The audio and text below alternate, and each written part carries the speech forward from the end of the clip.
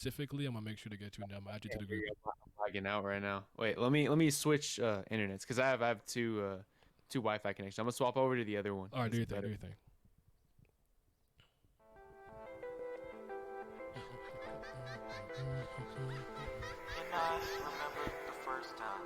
All right.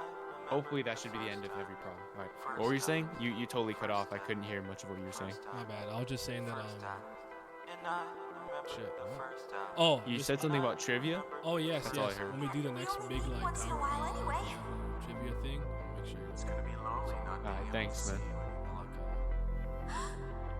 It's been great hanging out with you. Why she run from me? Now you wanna come back and Yeah, for sure. me, but I'm confused why you think you I deserve grind too. trust from me, and your heart is painted black. Girl, it's ugly. Yeah, This is it's my fault. crazy. But this is Now you wanna come back this and now is you the love on me, but I'm confused why you think you deserve first time I trust could from say me, and your heart is painted black. Girl, it's really ugly. focused on Fuck it. your I kind of just did it company. on the side for fun. Remember the first time you had me in This your is the hold, first now year you of corrupted myself. the Not safe. not first year. Yeah, bitch, that is darkness. Watch all different turn the phone. Yeah, tried to troubleshoot me, but I cannot be screwed. Trying to sell me a dream. I started like I'd say last summer. I just kind of like throwing videos of the ball, just seeing if anything would work. And then I made a video about prom, and it got like it did pretty well, and I was like, okay. And then I just kind of continue. I'm like, okay, well, sticking with Tower of God then. I get that because that's kind of what I did. Tower God was my favorite. This is what they came from. Yeah.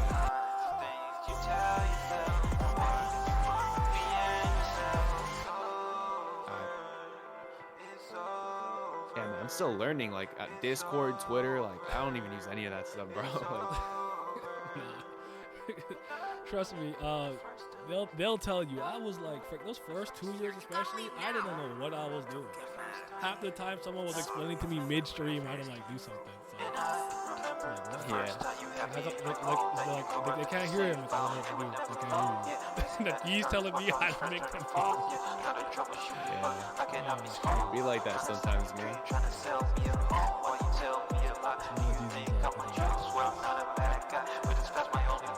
What's up, chatters? I see Let me open your stream on another monitor.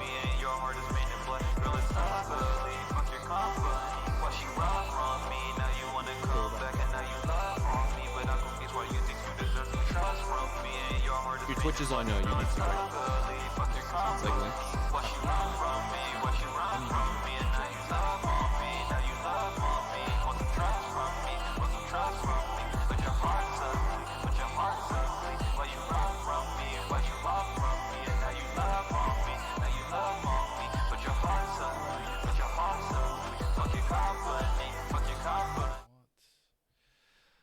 All right, how's everyone doing? Yes, we're getting Raizen to 1K for sure. He's right on the precipice. Last time I checked, right? Yeah. You're right there. But all right, you ready to get started? Yeah, bro, I'm ready. All right. Always ready. All right. So first of all, just kind of introduce yourself. Let the people know what you're about, what you do with the channel. Like you can just kind of do some preliminary introduction stuff. All right, so I'm Raizen. I mainly do Tower of God content now. I started probably a couple months ago. I think my main reason for making the content to begin with is Bomb's character development. I've never heard anybody talk about it, and it's like, bro, you guys all know, it's some of the best character development I've read. So I thought, somebody needed to make a video on it. I made the video, and it did much better than my normal content. So then I did Rachel, and then I did a little theory, and then it just kept on getting better. And now I'm approaching 1K. There you go.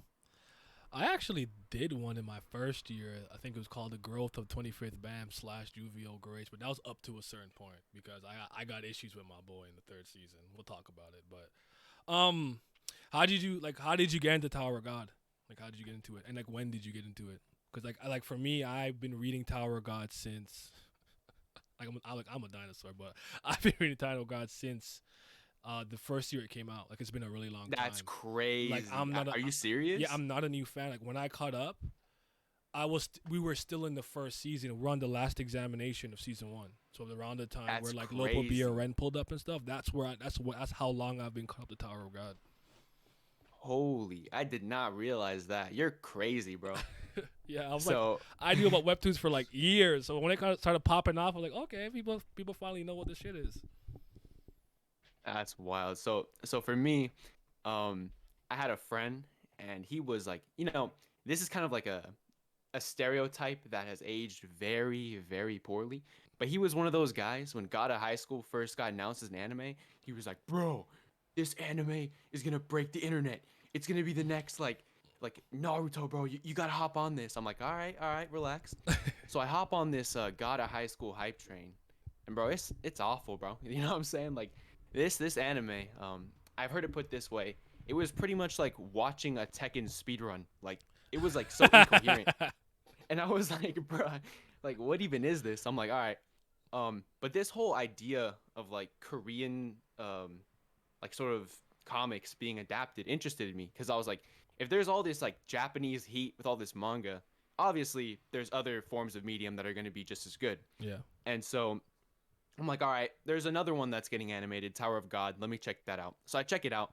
I'm like, this is better than God of High School, but it's still a little mid. It's missing something for me. I feel it. And then so a lot of time passes, and I see this like reel on Instagram, bro, like a compilation, one of those like little mini AMVs. Yeah. And it's a bomb. I'm like, dude, it's like his transformation that he took against Data Jihad, when like he's wearing like the suit and he got the horns and all that. The true self I'm like, mode. bro, Yeah. Clean. I'm like, bro, this looks fire, Mhm. I'm like, dang, bro. And so I'm like, all right, I'm gonna give this a chance. I heard the webtoon's better, and I watched from chapter 1, and kept on going, and I just kind of fell in love with it. Okay, that's because I could kind of tell, because I would argue that I think people who kind of get that full binge experience and get to kind of just read it all the way up until now, I think they see it a lot differently than like a lot of us that have been here for like a really long time. And that's not to say that's good or bad. It's just interesting to see the contrast sometimes, because you're almost sold like a bill of lies, where it's like this is what y'all like, because it reminds me of how I got into One Piece with like 4 kids. I'm like, who is this stretchy kid? Like, this is not moving me. This is whack. All right, like this is mid. Then later on, I'd seen like a scene like wait. This is the same show with the rubber pirate. Hold on, and then but every webtoon adaptation I've seen is awful. All of them. I don't like God of High School, the manhwa webtoon either, but I don't think that anime did it any justice, if I'm being completely honest with you. Noblesse, they tried a couple times. All of them are not very good. And God of High School, yeah, that's just jarring. Just a jarring editing nightmare. So Yeah, I tried Noblesse, but the first episode, bro, put me to sleep, bro. Like, I was coughing.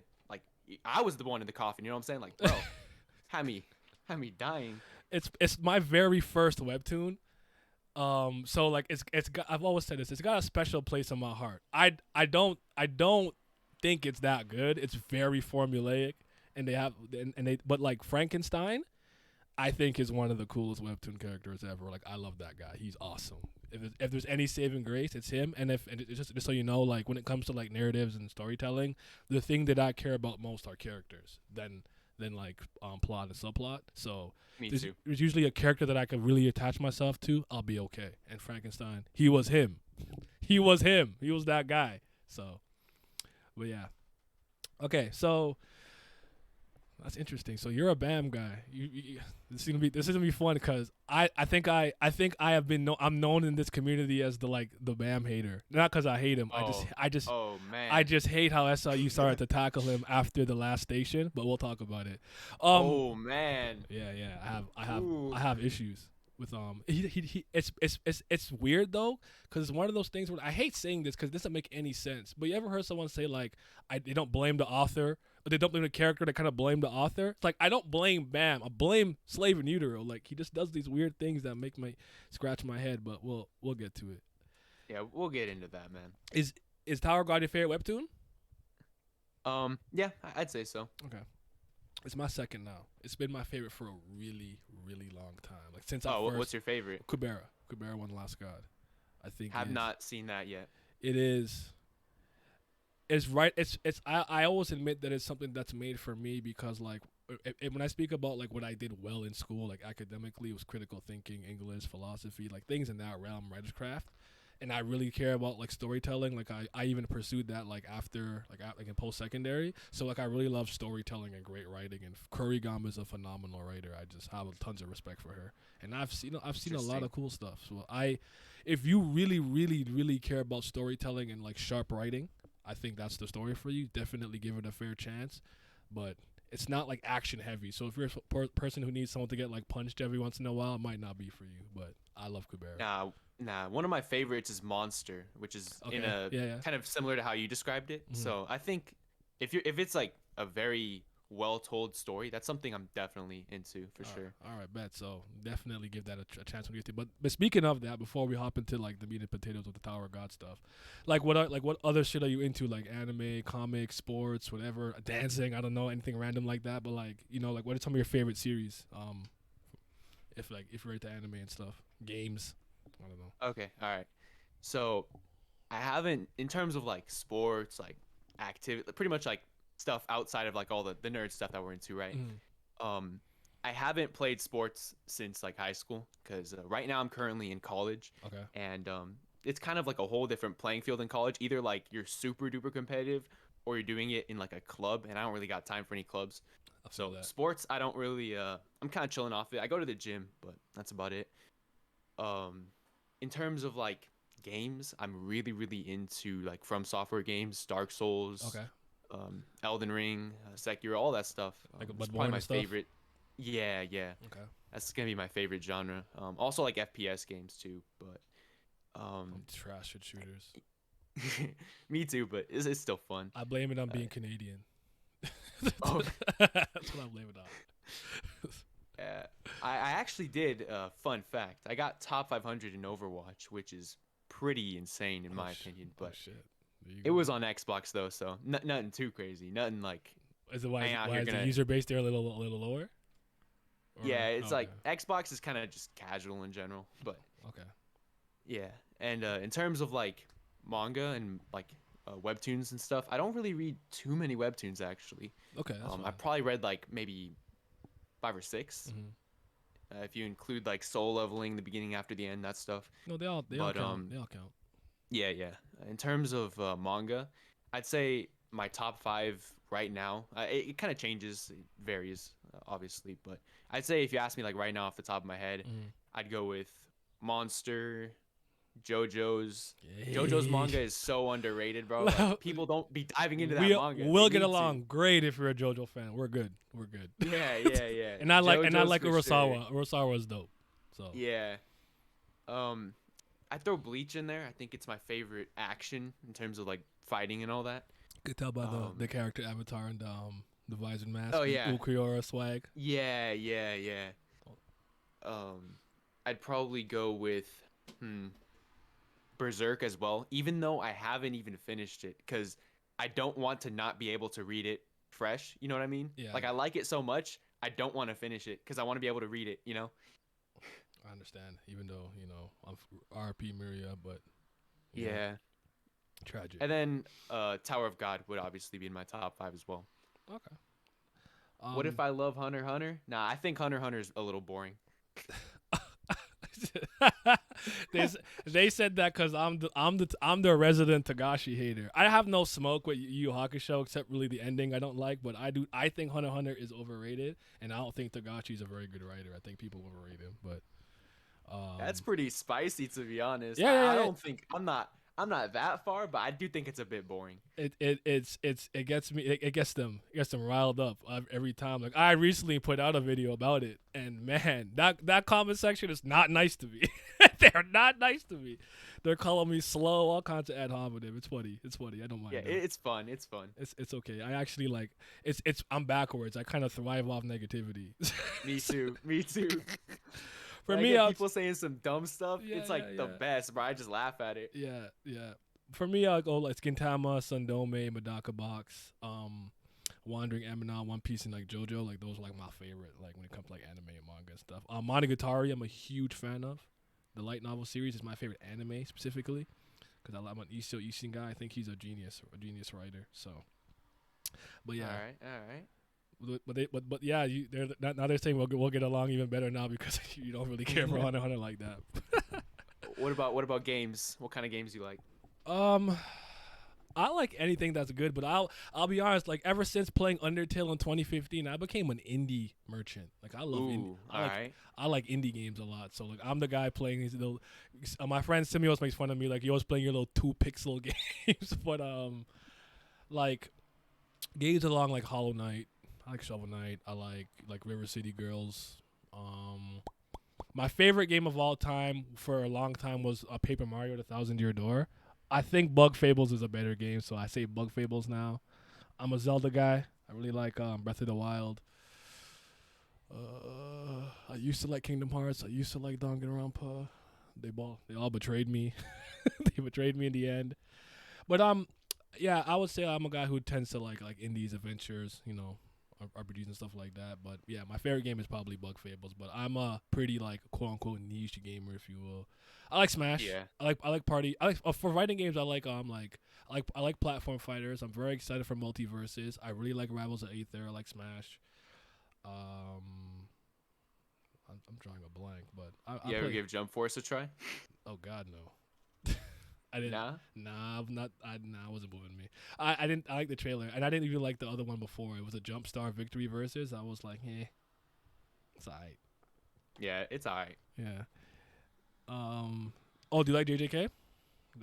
I love Jujutsu Kaisen. I just caught up the other day again, so I was behind. That you see the newest chapter? I'm not gonna get into it in case there's people in chat, but yo, it's wild, bro. Restless Gambler going crazy. Yeah, Jujutsu Kaisen is probably I think in terms of shonen, I think it's the perfect example of how you do a shonen. I said Bleach was my favorite, but I do think Bleach is a bit outdated in the way that it paces things. Interesting. I'm the first one to say, although as much as I love it, Bleach's pacing is absolutely horrendous. But I think Jujutsu Kaisen takes everything that's great about Bleach, the characters. It adds a slightly more compelling story while keeping the good, complex, dark themes. And I think it just takes that pacing and just cranks it up like way up, and I think that's what makes it like really, really good. Okay, I feel that. My problem with Jujutsu Kaisen is mainly my problem with My Hero. It's not even like I don't think it's bad or anything. I don't have any like grandiose thoughts about it in any direction. They just keep fucking with the characters I like. They don't get they're dead or useless, and I hate it here. That's what happened because I was a Todo guy, I was a Gojo guy, I was a Mojito guy, Nanami guy. Nanami's my favorite character, and it's just like wow, me too. Wow, you guys did this. You bodied everybody I like. Sealed, useless, amputee, dead. Yeah. Wow. So like with My Hero for a long time, it was like All Might and Mirio, and I'm like, what do you guys want from me, man? I can't live like this. Too, bro. So I have terrible. Bro, I totally agree with the My Hero stuff and Jujutsu Kaisen, but the thing is, when we take a look at My Hero's roster, bro, they got like 3 good characters, and half of them are like packed up, right? Like there's like only like there's like 1 or 2 good characters left, bro. But I think Jujutsu Kaisen, they have like a huge roster, like and even though there's characters like Nanami, as you're saying, Mahito, characters that are like no longer in the picture, right? Yeah. There's still like I'd say at least half a dozen characters that you're gonna look at and can fill the void just as easily. Like Yuta, now Hikari's in that conversation. Maki, after her her whole arc, she's definitely in that conversation for me.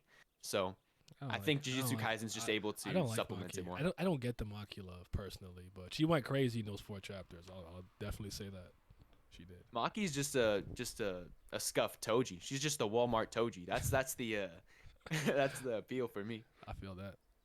Yeah. All right. So, I put Kundata Adwan there just because that's what your thing, Avi, was. I wasn't sure if he was like one of your favorite characters or not, but like who are some of your favorite Tower of God characters? Like you could like list off like 3 to 5. If you have a favorite, go ahead. Mine is Mule Love. He's right there. That's my guy. Yeah, I was gonna talk to you about Mule Love too. There's something I want to talk to you about that, but we'll get into that a little later. Like yeah. That's my goal. You're saying about Edwan, bro. I don't even like bro, he's pretty. I can't really consider that guy even top 10 to be honest, Oh, because shit. like either we just don't know much about him. I think I really like the design, and I just didn't want the repetition of having that one my little avatar on my profile for every single thing. So I'm like, you know what? I'm gonna just put it one on there. Fair enough. So that's that. Okay. But I'd say my top 5 characters. I think I mentioned this in a video recently because somebody had asked, Mhm. but it's gonna be Bomb. I'd say I think you're probably gonna hate this, bro, because I was just looking at one of your videos earlier today, Mhm. and you were throwing out a lot of Bomb and White slander. And I so, don't dislike White. I just think he did him dirty. But keep going. all right, I think it's gonna be Bomb, White, Kallavan, Yazracha, and then this is probably my hottest Tower of God take, which I don't even think should be a hot take, but I'm gonna throw Rachel up there. I think Rachel is an amazing character, and people get mad for no reason. Rachel is the when best. say I that. think she's the best written character in Tower of God. Thank you. I don't. But yeah, for me it'd be like Meal Love, Anak. I'm kind of a season 1 merchant, so I really like. I call him Young Sleep, but Lore. I like Hots. Elaine. Oh, I forgot Elaine somehow. Elaine's one of my favorites, and Karaka is my Slayer. Mila's my favorite character though. He was my favorite character when I read it the first time though was Kun Ran. Kun Ran was my favorite character in my first run. I'm like, this guy is the guy. Or he's cold. Yeah. He's cold with it. But after rereading it, like I think maybe the second time, I'm like, I like Mule Love. I love this guy. And then I couldn't believe he came back in the 3rd season. I said, oh, I won. Oh, I can only imagine if you've been reading for that long and he's your favorite character to see him coming back. Ron, you have a live reaction of that? On your channel? Yeah. I'm gonna go watch that when we're done. Yeah, I went crazy. I have a video for like 10. I think it's 10 minutes of me going crazy, especially like the Sicarius chapter where like he escapes from the webs and like helps him and frees all the Houndborns and shit. I'm like, he is the freer of slaves catcher. Freeman, respect him. He's the greatest. He's the greatest ever. That's my guy. Greatest since MLK or what? There you go. No, not MLK. What am I saying? Well, I know what you Lincoln. mean, but, I'm like, you're tripping. But yeah, that's my guy. How about any any standout moments or some of your favorite moments from Tower of God? All right, I'd say for sure, Bomb versus Data Jihad is easily one of the best moments. When he finds out that he has when he kind of has this realization that you know what, I'm gonna just do what I want and be myself, and then he gets a power up not from because the entire series he gets power ups from the dumbest stuff. He's like, oh, Kun is like, hey Bomb, look at that rock, bro. You think you could absorb that one? Or like, hey Bomb, here, I'm gonna punch you, and then now you're stronger because you learned that punch. It's the dumbest power ups ever. And this is a power up that comes from straight emotions, and the way it's written and the way it's built up, I think is nearly flawless. Okay. Yeah, that's probably my number 1. I'll never forget 305 when just Jihad's power just comes to what my friend calls the sword art arc, the hidden floor, and we're just like, we're all just collectively what just happened? He's here? He pulled up for real? That was one of them. The 3 orders, we went absolutely ballistic when the 3 orders, especially to kill the entire Pobedal family. We're like, excuse me? Yeah, that's wild. There's so many great moments that I could think of. I really like Yuri versus Karaka a lot. The Kranos and everything. What's damn it? Infinite Past Lives, World of Darkness. There's a lot of really, really, really cool stuff. But yeah, exactly. Chat saying I thought I killed you. The reason that I think Rachel's a great character is because of her hypocrisy and because the people try to it's hard to say. I'll make a video about it. I think I talked about her being the best character, but one of the things I like about Rachel is kind of just the general hypocrisy of betrayal in the tower and stuff, because people will look at her like, oh, you're a snake and you're this and yada yada, but how does everyone climb? Everyone's underhanded to some degree, but just that she's weak, she's not strong enough to do anything. This is her method of climbing. I think it's pretty brilliant because she's kind of, I would argue she's most people's self-insert, because you'd probably be pretty useless in the tower. But then again, though, we'd all be a regular, so you never know. But I'll get into that one day. Bro, what you talking about? You say I would be useless in the tower? You don't know me, bro. You don't know what type of time I'm on. I'm trying to leave. I'm getting there. I'm like, yo, where's Wall Hikes? I'm trying to leave. I'm not trying to be here. Y'all crazy. But I don't. Rachel was one of those characters I used to really, really, really hate the way the community does when it first started. But I've had so much time for that. What the Hajin song say about rage dissipating over time and whatnot? Your body gets stronger, but your mind gets weaker. I just became indifferent. Do I love Rachel? Nah, but I respect it. It's kind of where I am at this point. So you're saying that when Rachel betrayed Bond, that was your Hajin sung like crying breakdown moment. I was Man. like, I was like real life mad. Like I remember like going into the world and being like, but why did she do it? Like I was so confused. Like why did she do that? Why did she push my mask? Like what's going on? So Well, you gotta realize I experienced it through anime, okay, and so I thought it was the funniest thing, bro. She just stands up and just gives him a little shove. I just started laughing. I was like, bruh, like it was kind of goofy, you know? Like it just so I don't know. I thought it was hilarious, and then I didn't realize how much it like rubbed people the wrong way until I got into the webtoon. I was like, I look at the comments. I'm like, yo, chill out, bro. It's like Rachel did that to them. You know, like Yeah. like she did that, like she betrayed them. Like it is funny how some of them react to it, but I like it. I'm here for it. Let's see what chat's saying real quick, and then we'll go with Jihad. The one true king. Thought I killed you. Depends on where you stand on. Bam. Feel that. Lord, long live Jihad. You know, record chilling. I feel that. How do you feel about Mizuno? You like him? Yeah, I think he's I've been working on a video about him. Oh my gosh, bro, it's been killing me, man. But yeah, I think he's a good character. I wouldn't put him in S tier. I'd put him in probably A tier. I like him a lot because he's like the strongest character that still has like he's still like the self-proclaimed champion of the tower, but he looks out for the little guy, and I appreciate that. I like that with Hell Joe, Yeah. with Bam, before he even knew he was an irregular, and like he'll look out for the little guy, and I can respect that because I think most people have lost themselves as they climb to some degree. I would say, from what I can tell, it seems like he's retained a lot of who he really was. He hasn't lost that despite being so powerful. That's one of the main reasons why I have a tremendous amount of respect for him. But I think SIU has done a lot of really good things, showcasing how Rek is and who he is through his actual power display and showcase, which I think some people are underestimating. This is why I tell people Rand's actually a really good character, because you learn a lot about Rand through his combat, not through there isn't scenes of him like dunking on Novik and stuff like that, but like you have to sometimes pay attention to how much you could learn from a character, and I'll argue Yama was similar in that sense too. Because like I call Yama's like a passive ability where like if you're scared of him, it doesn't like work on him. I'm like that's significant, bro. Like that's important. You gotta pay attention to that shit. But okay, Yeah. no, you can piggyback off that if you want to. Oh yeah. So I was gonna say it's kind of crazy you mentioned that, because I'm working on videos on both Ron and Urek right now, and specifically about how their power actually has such a powerful message behind it.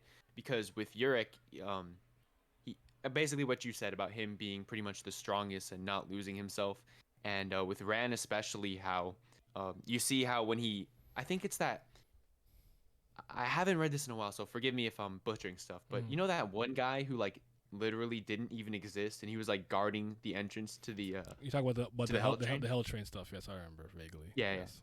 It's been a So while. basically, the guy like didn't even exist like in the world. Like he was like kind of intangible, and Rand was still fighting him.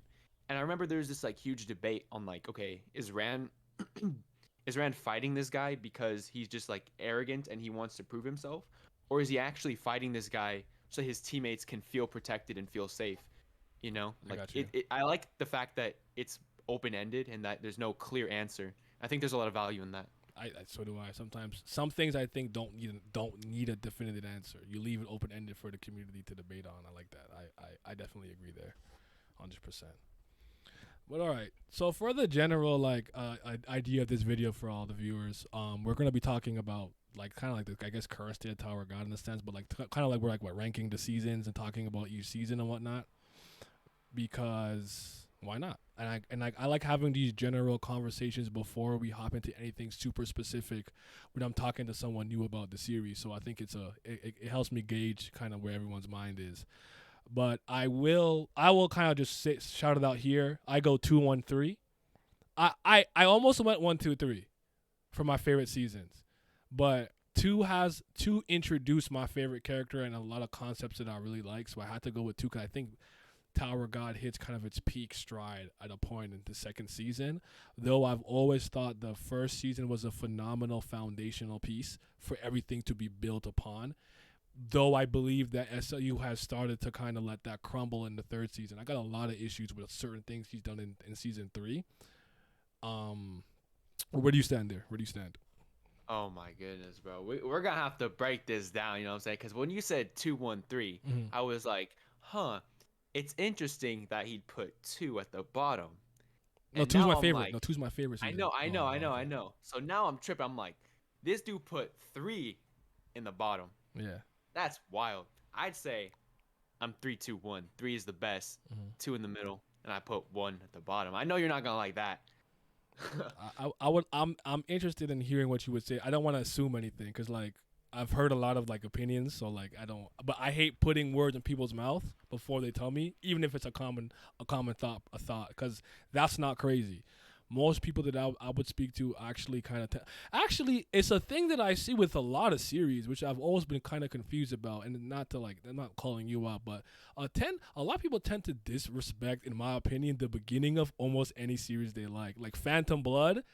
People disrespect. I never understood it. East Blue, people kind of disrespect. I never really got it. Tower of God season 1, they're like, artwork, I can't get it. I kind of get it, I understand. But like, you know, he was starting off, he was kind of amateurish. You saw the improvement, I can respect that. Even Kingdom, I remember people telling me like, oh, like it doesn't get good to the coalition arc. Like the first arc is really good. What are you guys talking about? But that's actually a common thing that I see. So they're saying 2, 3, 1. It's 2, 3, 1 for you. Okay, I see. You guys can share that in the comments if you want. The most important thing about that is like, it's probably 2 things. Number 1 is probably recency bias for sure. Like, especially with how hype like the last few chapters have been, it's like there's definitely a recency bias in my mind for season 3. And then also it's just the author in general for almost every series, the author is going to improve over time. And so sometimes those improvements can make the series, the improvements can make it kind of blow it out of proportion in a way. I don't know if I'm describing this properly, but even slight improvements, when you look back, you kind of realize that the series just isn't really the same without it. So I guess an example would be art for Tower of God. You go back and it's like, okay, well, I kind of been spoiled. Another thing I'd say is the quality of the backstories, right? In season 1, I think the best backstory was Anak. And then we didn't really get much else in terms of like depth of like the backstories. And then in season 3, the backstories are going crazy. So it's like, it's one of those things where like once the author starts doing it, it makes it a little bit more difficult to read that same work, but without that extra oomph and that flair. You know what I mean? Yeah, I definitely think I'd probably agree with you on the backstory thing. There are a lot, because the thing with me is I will say though, I don't necessarily think more detail and more complexity necessarily equals better, but one thing that I said this because I'll say this because I don't know if you know, I immediately dismissed Yas Radshaw when I first saw him. I said no, I was wrong. I was wrong. He is one of the greatest things about the third season. I was totally wrong about him. I was just such a Yama guy at the point. I was rocking with him. Like, he didn't even go full K9 transformation. I was in my feelings. It is what it is. But I thought that the backstory, I'll be like honest. Like, I thought is it Haracha, whatever. His backstory was really long. Yes. It was really detailed. There was Kendrick DL too. His was pretty solid and stuff too. But what I liked about it, to me, what SIU was doing was showcasing their backstories to showcase how much of an apex predator that Yas Racha was. That to me said more about him than it said about those 2 characters. Personally, don't really care about them like that. But it's highlighted to me like Yas Racha saw Kendrick and said, you don't care about animals like that. You want to fucking dominate them. I understand that. I get it. And then when you kind of get the extra tidbit of how he was in the Lopobia family, it comes full circle. I actually think it's pretty brilliant. I don't like Wang Wang. He's easily the part. Katan called him the greatest beta male of all time. I might agree with that, but it's a great backstory. Shout out to Nenea and everyone. That was good.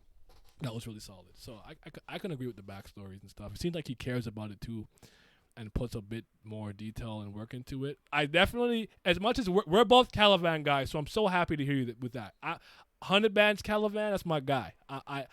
And I didn't know if I liked him at first. At first, I couldn't take him seriously. So I like that. I know that you like him a lot. So that's Why couldn't you take him seriously? at first when he came, he was just all like, I'm about the mission. I'm here for the mission. And then like he had this moment where he was like, they were like, did you really kill my master? And he's like, well, I don't know, maybe, kind of. So I'm like, this guy's so unserious. Did you do it or not? He's kind of tweaking out. He was tweaking out in the beginning. I'm not gonna lie. Dude was like mad weird. Like, Yeah. I remember like he Catan, was like I'm so sorry. his whole character was built up around like, oh, I am Jihad's servant. I will do anything for Jihad, right? Like that's his whole thing, like the stoic soldier, right? And he's out here playing with Bomb, like just playing with him. It's like, bro, that doesn't even make sense. Like how the character was built up. He's just playing around.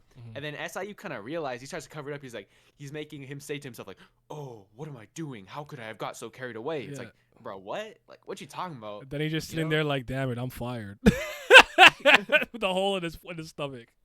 You remember when he I don't know, this is like the most random thing ever, bro, but I remember he takes his thumb to his nose, he pushes it, he just cracks his nose. Do you remember that? I thought he was trying to put it back in place because Hajin Sung like slapped it out of place. I thought he dislocated his nose. Is that what happened? That's how I interpreted it. I could be wrong though. Because at first I thought he was snorting a little something. I was like, bro, that would explain everything. You know what I'm saying? And he wasn't. I'm like, yo, what's happening? And then I realized I thought he was like cracking it like as an intimidation tactic. You know how like tough guy crack fingers? I don't know. That was weird to me, bro. No, I thought he displaced his nose. That's how Yeah, I he took probably it. did Yeah, displace it. I'm probably just tripping. Okay. But yeah. So like it just does me because like he is my favorite like commander and stuff. But the reason why I said that though is I think we had like an ongoing joke here. We were laughing so hard talking about his backstory. The stuff with him and his family in the crystal is totally fine. It's when they specifically spoke about the essence of bravery. If you ever seen Haku's video, where it kind of speaks about it actually really translates to the essence of nothingness. It's like a weird one of those weird translation things that got lost, I guess, in English and Korea. Highly recommend that video. But that him talking about he was the pinnacle of bravery and this and that, and he's on a mountain of corpses, everyone's dead. I'm like, bro, he's a murderer. What are you talking? Why is this brave? He's going around just killing a bunch of people. He's like, his body was perfect. It was like perfectly balanced. I'm like, his like left shoulder was bigger than his right one. This is all cap. It's just a funny backstory to me. We call it the essence of murder, essence of killing, essence of apery, and all kinds of nonsense and stuff. But I do like the essence of bravery. It's cool. But then that nigga just turned himself into a chaos emerald. We're like, what? we just a master emerald now. So like we have a lot of like inside jokes like that. But that being said, though, Kallavan is my favorite like Jihad army like commander person. I love that guy.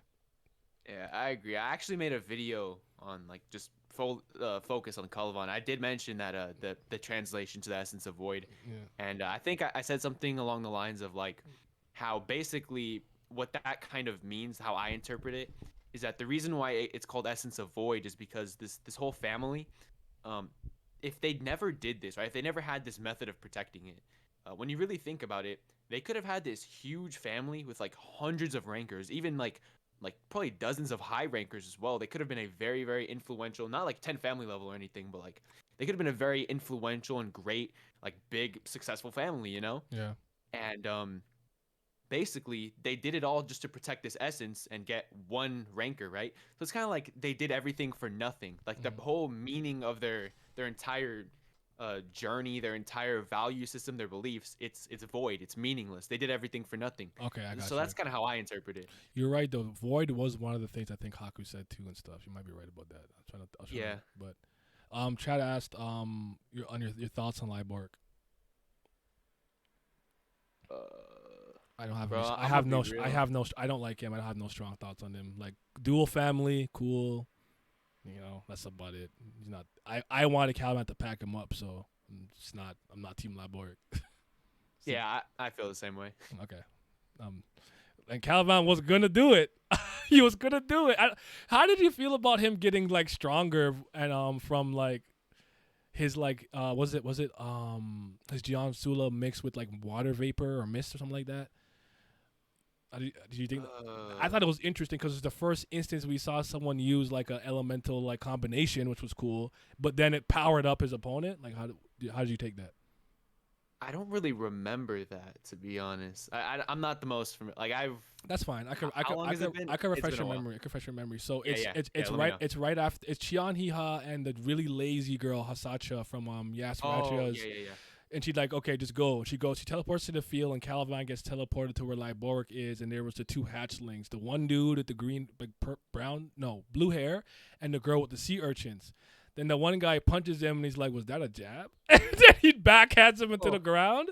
And then then him and Liboric start going at it. So Liboric was like throwing a bunch of spears around and blah blah blah. And he said that one of his Shinsu qualities are useless by itself, but if I mix it with like my electric ability, and then it hit him, and Kallavan was kind of out, but then he got up and he almost looked like Suna with like the dying will flames, and he was like stronger, and he was about to punch the shit out of Liboric, and I was like, yo, chill. Jihad needs his mission to go well, blah, blah, blah, blah. And then the family, then Trauma Ray pulled up with Perseus and Pudidi and Holland. Yeah. I remember that. That was gas. I love that whole thing. Yeah. I didn't like even if I don't know.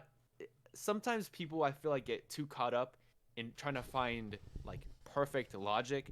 Like, bro, there's no logic. They're literally like fighting with like the family heads out here like throwing fish at people, bro. Like there's no logic to this, right? Like there has to be some sort of logic, right? Obviously, like it can't just be like totally incoherent. I look for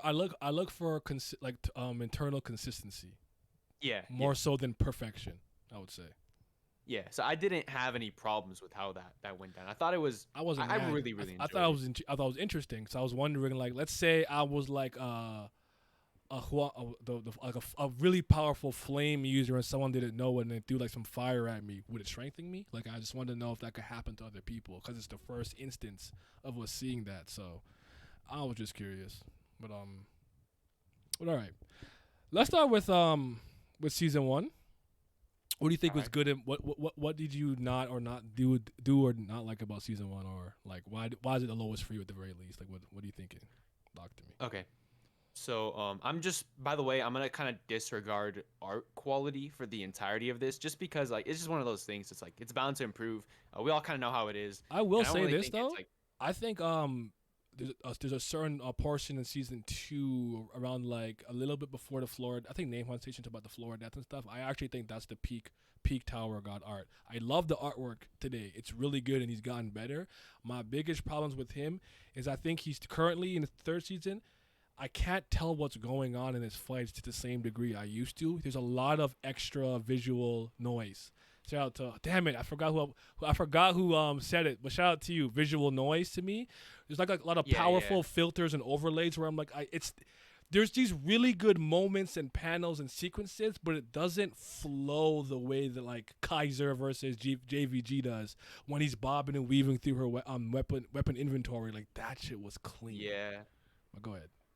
I don't really see that personally. I kind of just see like upwards trend improvement across the board, but maybe it's one of those things where like when you read it weekly, it kind of hits different. I discuss it all the time too. So like I'm gonna notice a lot more. So like I always say that it matters to talk about your experience. Experience does not change the literal content of what's happening in the narrative, but it does matter.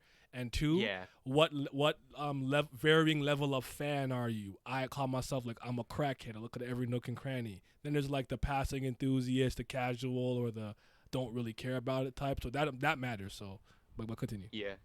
All right. So, for season 1, I'd say the biggest thing that I don't like about it is Bomb himself. So keep in mind the way I enjoy Tower of God is primarily through like understanding Bomb. I'd say I've said this before in my like videos and stuff. Bomb is my favorite aspect of the series. Okay. And so in season 1, Bomb I think is a I'm gonna just say it, bro. I'm not gonna like filter myself, bro. He's terrible. He's a terrible character. You think like, so? Yeah. I think he's really, really boring. The only really thing that's interesting about him is the fact that it's kind of cool how he's like so drawn to Rachel, and the fact that like he kind of lived like a ridiculous amount of time with the only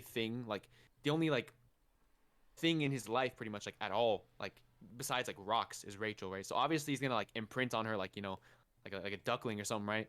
And so I thought that was pretty interesting, and the fact that he was like really brave was pretty interesting. But like bravery and loyalty are like they're such basic qualities for a main character to have.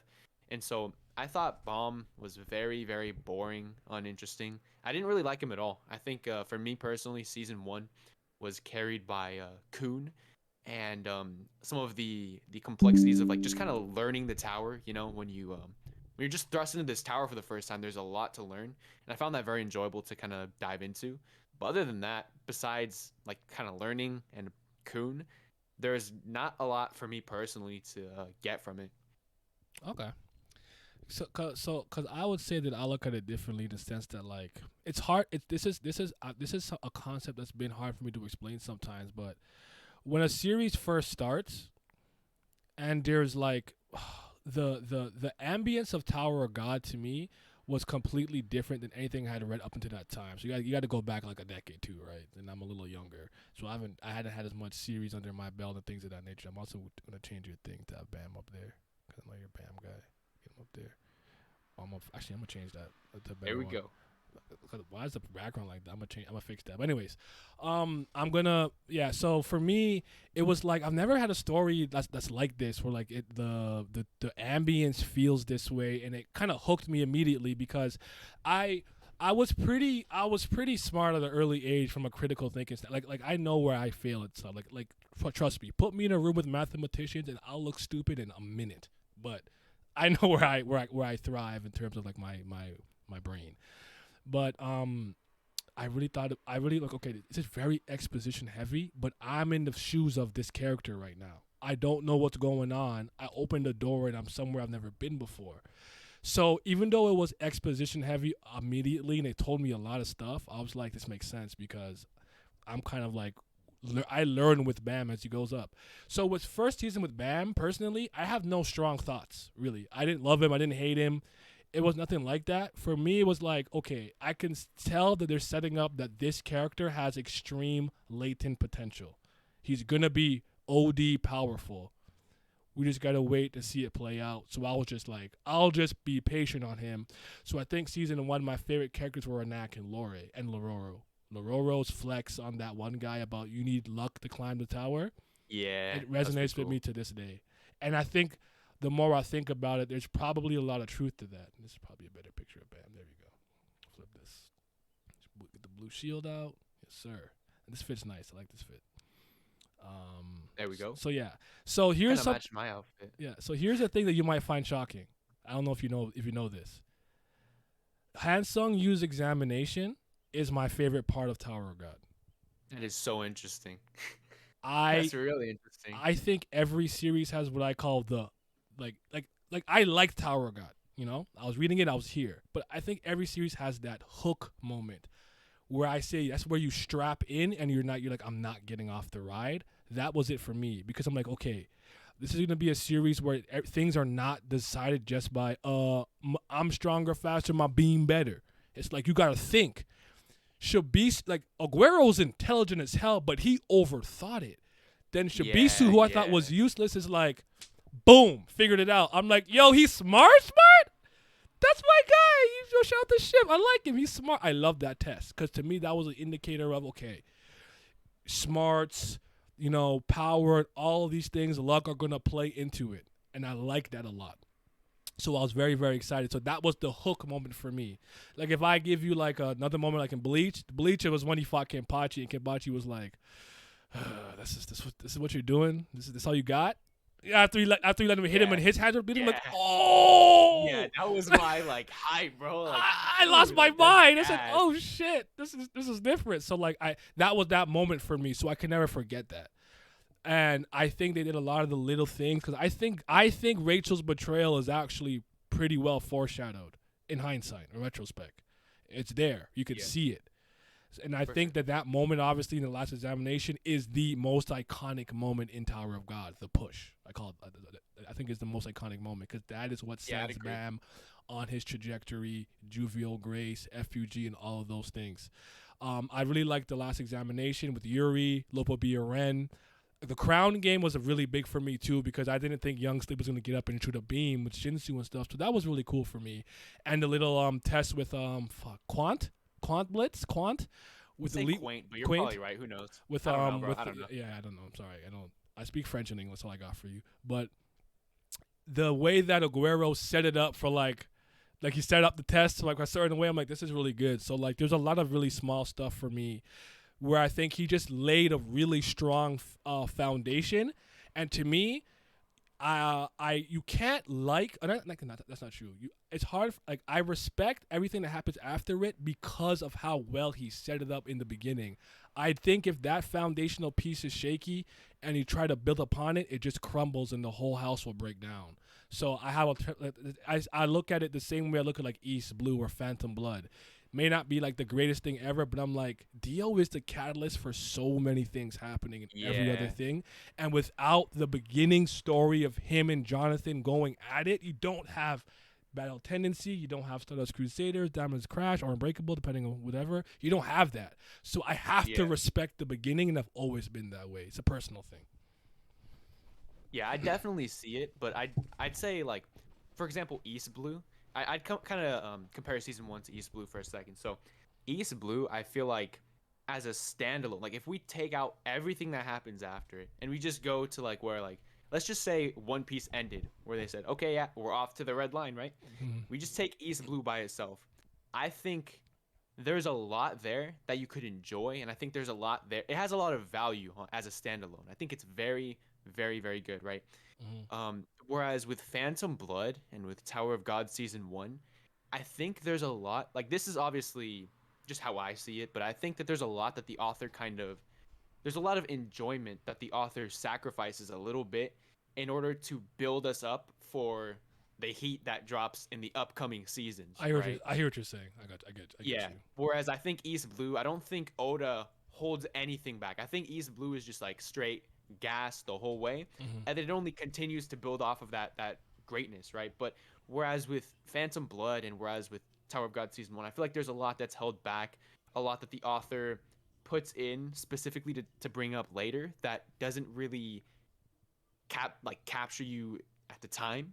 And I think there's a lot of stuff that obviously it could have been improved, it could have been done better, but at the same time there is value in it as a standalone. But I just feel like there's a little bit too much that is pretty much like sacrificed in season 1 in order to get the greatness that happens in seasons 2 and 3. You know what I'm saying? No, I totally get that because it's kind of what I've like when I think of like the Zack Snyder like DCEU trilogy. I'm like the biggest problem with Batman v Superman will always be that instead of making that movie good, he's setting up the next movies. He's so focused on what's going to happen after, he's not making what's happening presently the best it can be. So I can understand that thought process. That makes sense to me. But yeah, that's something I struggle with like personally because I'm trying to write my own stories as well, and so there's a lot that I want to do. Like I'm very much inspired by things like I'd say Tower of God and what's that other Black Clover as well. I haven't mentioned that yet, but I think Black Clover's storytelling is pretty underrated, and so there's a lot that I'm trying to do in my personal story where I'm trying to like put a lot of foreshadowing, a lot of setup that like gets like to where like maybe like I don't know how to convert like novel chapters to like webtoon chapters, but like basically like much further down the line you'll like, whoa, that actually turned out to be this. But there's like a fine line to where you have to balance like, okay, are you setting up too much for the future and you're not like allowing your readers to enjoy the present? I think Tower of God, as I've been saying, kind of like it falls on the wrong side of that line for me personally. I would actually put Tower of God and One Piece in that, where there's so much. There's just so much. Like it gets frustrating to not get any answers at some point, and you just keep kind of stacking and piling on mysteries or like things that you really want to know, especially after a certain point. Like I don't know how far you went in One Piece, so I won't say anything, but like I'm at the point. I'm caught up. I'm at the point now where it's like, do not show me a shaded fucking character. Just reveal them. I'm tired. For real. We're 1,000 chapters, 50 chapters in. Like don't do stuff like that at this point. Like I think it's really, really dumb. So, yeah, that made sense to me. I hear you. The only pushback I have for you with Black Clover is it's not even your fault. So don't. The fan base lied to me. I would have taken so? that series. I would have been perfectly fine with it because you're like Asta is the most unique. Oh God, hell nah, I've hell never nah. seen. Blah, it's so different. Who do you know? Who got anti magic or something? I'm like Toma, Index, Imagine Breaker. It took me 2 seconds. And so like I'm reading it with like that like okay let's see what so like I read it for like the wrong reason. It wasn't their fault. But that's why I don't read it. I don't catch it. I don't keep up with it at all and stuff. But like I actually don't have any heat with it. That's why I leave them alone for the most part. But they lied. That was that was what they did. That was wrong. They lied. So Yeah, that's blasphemous, bro. Asta is like my least favorite part of Black Clover, to be honest. so Like even like the first like 50 chapters I think are like pretty trash, but I think the storytelling is when it gets good later. yeah. So yeah. So who lied to me? The fan base themselves. They were because I was in a video with Dustin and some guy named Pale Ranger and stuff, and they were like, I'm like, all right, man, I'll try it. But also, I'll tell you this because you wouldn't know. I'm very hard to please. Like, not like yes and no. Like I am pretty critical just because of my background, and this is actually like you know how you say you're trying to write stuff. Like I have published articles and short stories and stuff like that. I won a couple contests in high school for writer's craft Oh and things of wow. that nature. Like I'm very very well in tune with storytelling, writing there and stuff. Like people still to this day send me drafts and things to look over and edit and blah blah blah because I was an editor for a long time and I was doing online articles and everything like that. So that's kind of like where it's kind of like where my bread and butter is, so to speak. That's like I told you, make me ad, and I'll look at you like I don't add. I don't know how to. I can't debate this. I want to debate that 2 + 2 is not 4. I can't. I can't do it. So Wait till you get into discrete math, then they'll make you write essays on why 2 + 2 = 4. It's so dumb, bro. so I just try to stay where my strengths are. So that's like philosophy. Yeah. So but that being said though. I don't really have any issues with Black Clover like that. It's a very fine series for what it is. But if they didn't lie to me, they would have been okay. So, but yeah. End of the day though, I do think that season 1 does a lot for me to be very interested. But you're definitely right because they're setting up the like, it's almost like a prologue to set up the journey of Bam. Because then he's by Yeah. himself, Juvio Grace, Hajin Sung's training him and stuff. So I can see that now I'm thinking about it. I never looked at it that way, but I don't think it's that egregious in the first season, though I do think that we're at the point now where there's certain things that I think, like for example, do you think power, recognition, or influence is what's the most important thing you think in the ranking? I'd say it's hard to say honestly. I'd say See? it's probably like 60% power, 40% influence, I'd say. But I that's just an approximation. It's very, very hard to say. I'm at the point now where I think power is last, if not second. Oh wow, interesting. I think recognition influences the most because I'm trying to see a lot of things that I'm like maybe I'm overthinking it and stuff when I think about like a Bayek or Ryun and stuff. I don't think he's weak or anything, but the main point I'm trying to make is we don't fucking know. I think we should know that by this point, especially when they're trying to be like, yo, top 100, top that blah blah. I'm like, this doesn't mean anything to me anymore. It means nothing. It's just like I'm at the point with this series. You can be like, this guy is part of 3 families, and until I see him in action, I don't judge him. I have no expectations because I have been let down. I have been surprised and somewhere in the middle by a lot of characters where I'm like, I just don't know how to gauge their strength naturally anymore. I have to just kind of see what happens and look at it in hindsight and be like, in retrospect, blah blah blah, yada yada, this and that and the third. So yeah. Yeah, I totally agree. Like for example, I think this is something. I think I watched a video of yours talking about Jin Sung Ha and Bomb. I also made a video on Jin Sung Ha and Bomb, like who's stronger. And Brahma just say like, I don't even think Jin Sung Ha is like in terms of power is top 100 level. And if he is, then that means Bomb is above that. That means Bomb's top 50 because I said he was top 60 before. Stronger. Yeah, I said he was top 60. Yeah, Bomb is much stronger than Jin Sung. Yeah. And it's kind of weird like how Jin Sung is like okay, top 100 and then Kallavan, he's struggling with people like Holland, so it's like Holland also top 100. Like I feel like there's a lot of people that like that should be in top 1 because like the families are huge. You know what I'm saying? The 10 families, specifically the Kun family. Yeah. And so if there's only like, if you're gonna tell me that there's only like besides like the Urek, Jihad, and the 10 families, there's only like 80 people in the verse that are stronger than Jin Sung Ha. Yeah. That's a bit ridiculous to me. Yeah, That's why I wonder what it is. Is it because he's known as the massacre of the Ha family? Is that event what catapulted him because that's the influence that he has that permeates through the tower? So I have those questions, but like that's kind of one of my. I mean, we can. If you have, do you have anything else you want to say about season 1? We can hop to 3 and come back to 2. I don't mind leaving 2 for last. Maybe one more thing about season 1. This is probably gonna tick you off a bit, but I feel like a lot of the time that we spent with some of the characters, like for example, maybe not time we spent with them, but a lot of the characters in general.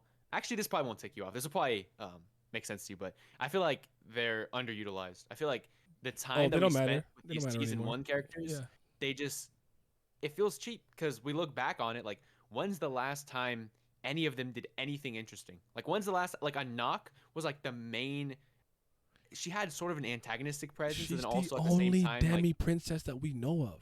yeah, she was like built up as like this super important, super powerful, like super insane lizard, like princess of jihad hybrid, insane, and then like bro, she literally was in possession of the 13-month series when she entered the tower. That's huge. That's a huge thing. Right. And yeah, what has she done in the past like 400 chapters? You know what I'm saying? Like I feel like it's just kind of weird like to like it makes season 1 when you look back at it, it kind of lowers it for me personally because all of the characters are no longer relevant, you know? When you look at it through that lens, I can't disagree with you. Just because it's like, what? They don't even matter. Like they don't do nothing. Like it's and to me it like hurts doubly because I'm like, I'll see them like, okay, here we go, and like, I'm sorry, Danhui, whatever, Hatsu's sword is, that shit stink, bro. That's just that's how long. That's what I waited for. I thought it was gas, but the thing is like, bro, like reveal it already. Like let's see the thing, you know what I'm saying? I didn't like it.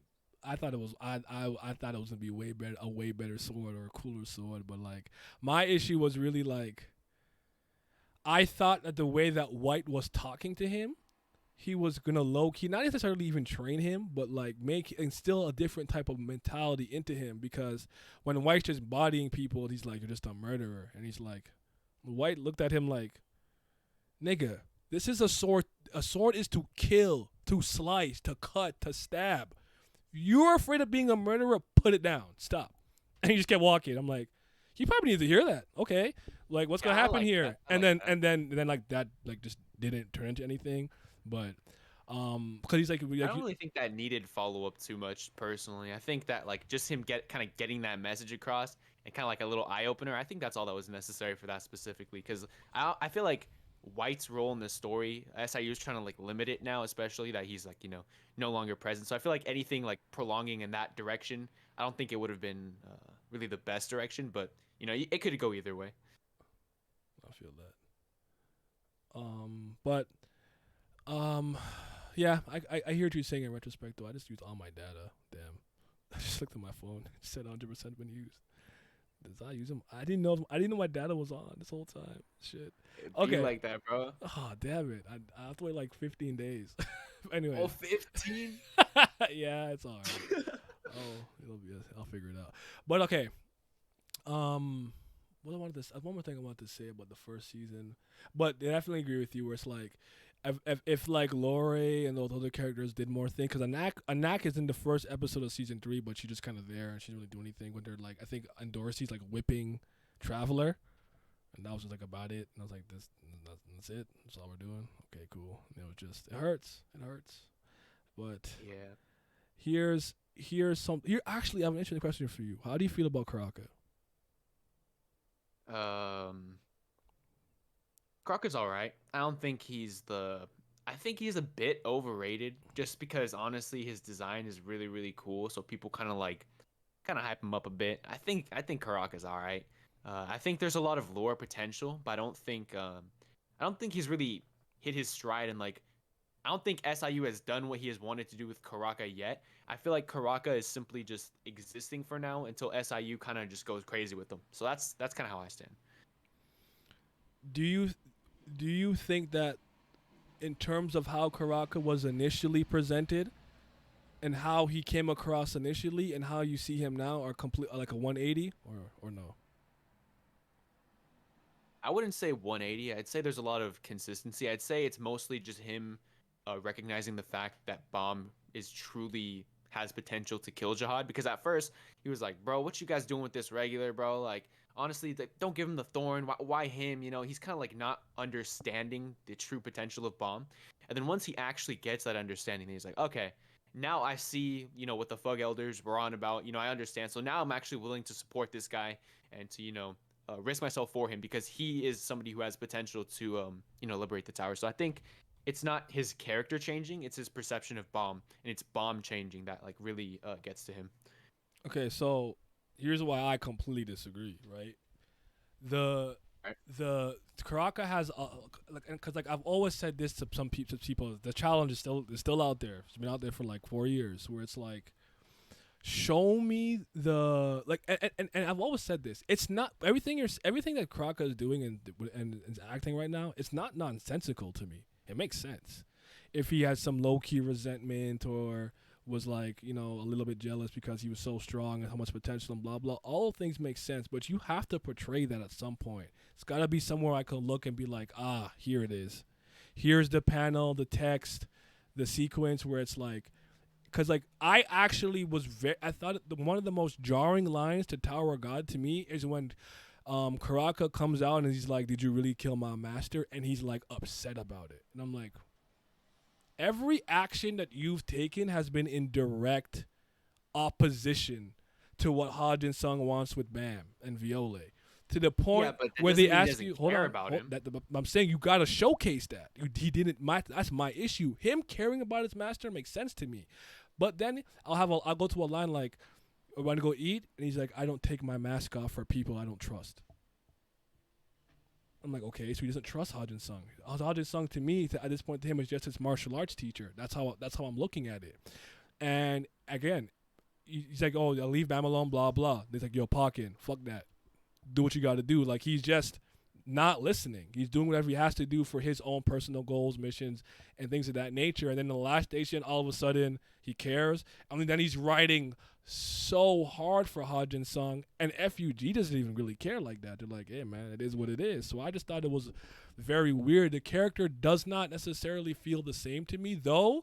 I do tell people he always was actually pretty funny. If you go back to like the Floor of Death, when he gives Helljo a TV with just the news, he's always had those little moments. That's fine. Some people are like, "Oh, it's like that little moment with like Death Lady was weird." Like, no, he's done that before.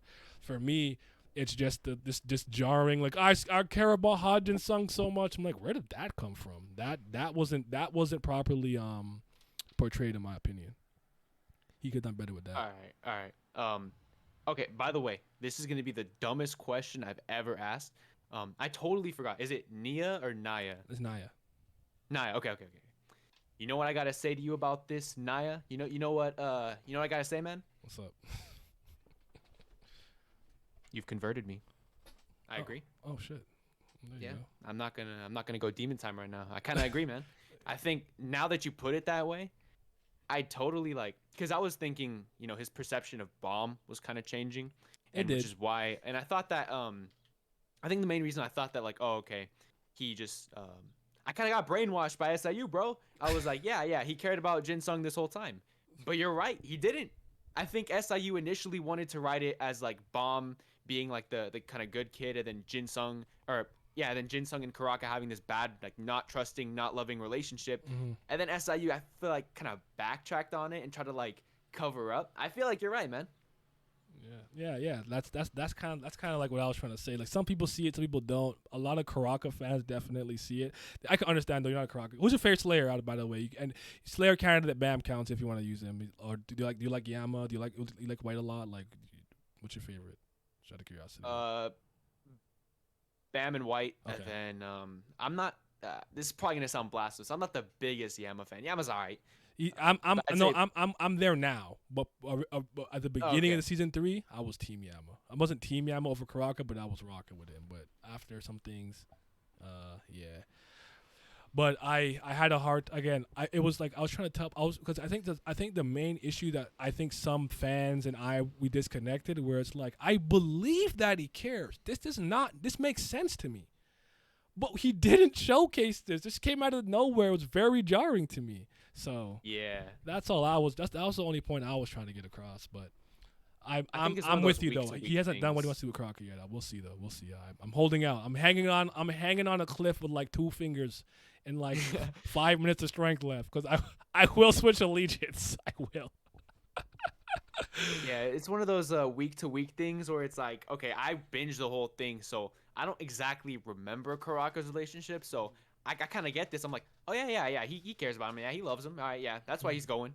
And then with you, where you're actually like digesting each chapter individually, you remember specifically reading about Karaka and how they're kind of problematic, for lack of better words, relationship. Yeah. And then you kind of connect the dots like much better than somebody like me who just like just looks back on it, like you know. Yeah. It just hurt because I really do like him and I want him because then I worry about the line with him and Yuri when Yuri was feeling like if she didn't destroy him or beat him now that he would become her greatest enemy in the future, and I'm like that's not real anymore, right? Like that's still a thing. Like should I hold on to that? Like I don't know what to do with that information, so we'll see in due time, but. All right. Actually, let's go in order now. We're going to season 2. Let's talk about season 2. Actually, interesting question for you. Do you like the Floor of Death? The Floor of Death is actually an arc that you'd be surprised some people do not like, or weren't too fond of when it was first going on. There was a lot of negativity surrounding it. I think some recency, but not recency. Well, some revisionist history has changed the perception on it. But I actually remember people roasting Mazzino. Like, there's this one panel where he pops up and people are like, this is his fit, this is his drip. He probably bald as hell under there and all kinds of stuff. Like, they were just going at him. But how do you like the Floor of Death or no? All right, I think in my arcs tier list video, I think I put it in like C tier. Okay. And I think I kind of stand by that. I think so. The way I see it, right, is we have characters like Garam, we have Yuri, we have Karaka White, and we got Yurik, right? These 5 characters are so much stronger than everybody else there, right? And they are ridiculous. And so we have these characters kind of just carrying it, like learning about Garam, her, whatever. It's great. The backstory, absolutely incredible. Best backstory in Tower of God. One of the best backstories I've ever read. We have Yurik fighting, which is the most entertaining thing ever, right? Like everything with the rankers is very, very solid. I absolutely love it. But again, as I've said, I kind of like to. Bomb and Kun are my 2 favorite parts about Tower of God. I love Bomb and Kun, and I like Aguero. I thought that a lot of the stuff with the regulars was very, very. It was kind of trivialized because they were so much weaker than everybody else, and so when you have things going on with like Yuri and Yurik, it's very hard to enjoy what's going on with Bomb.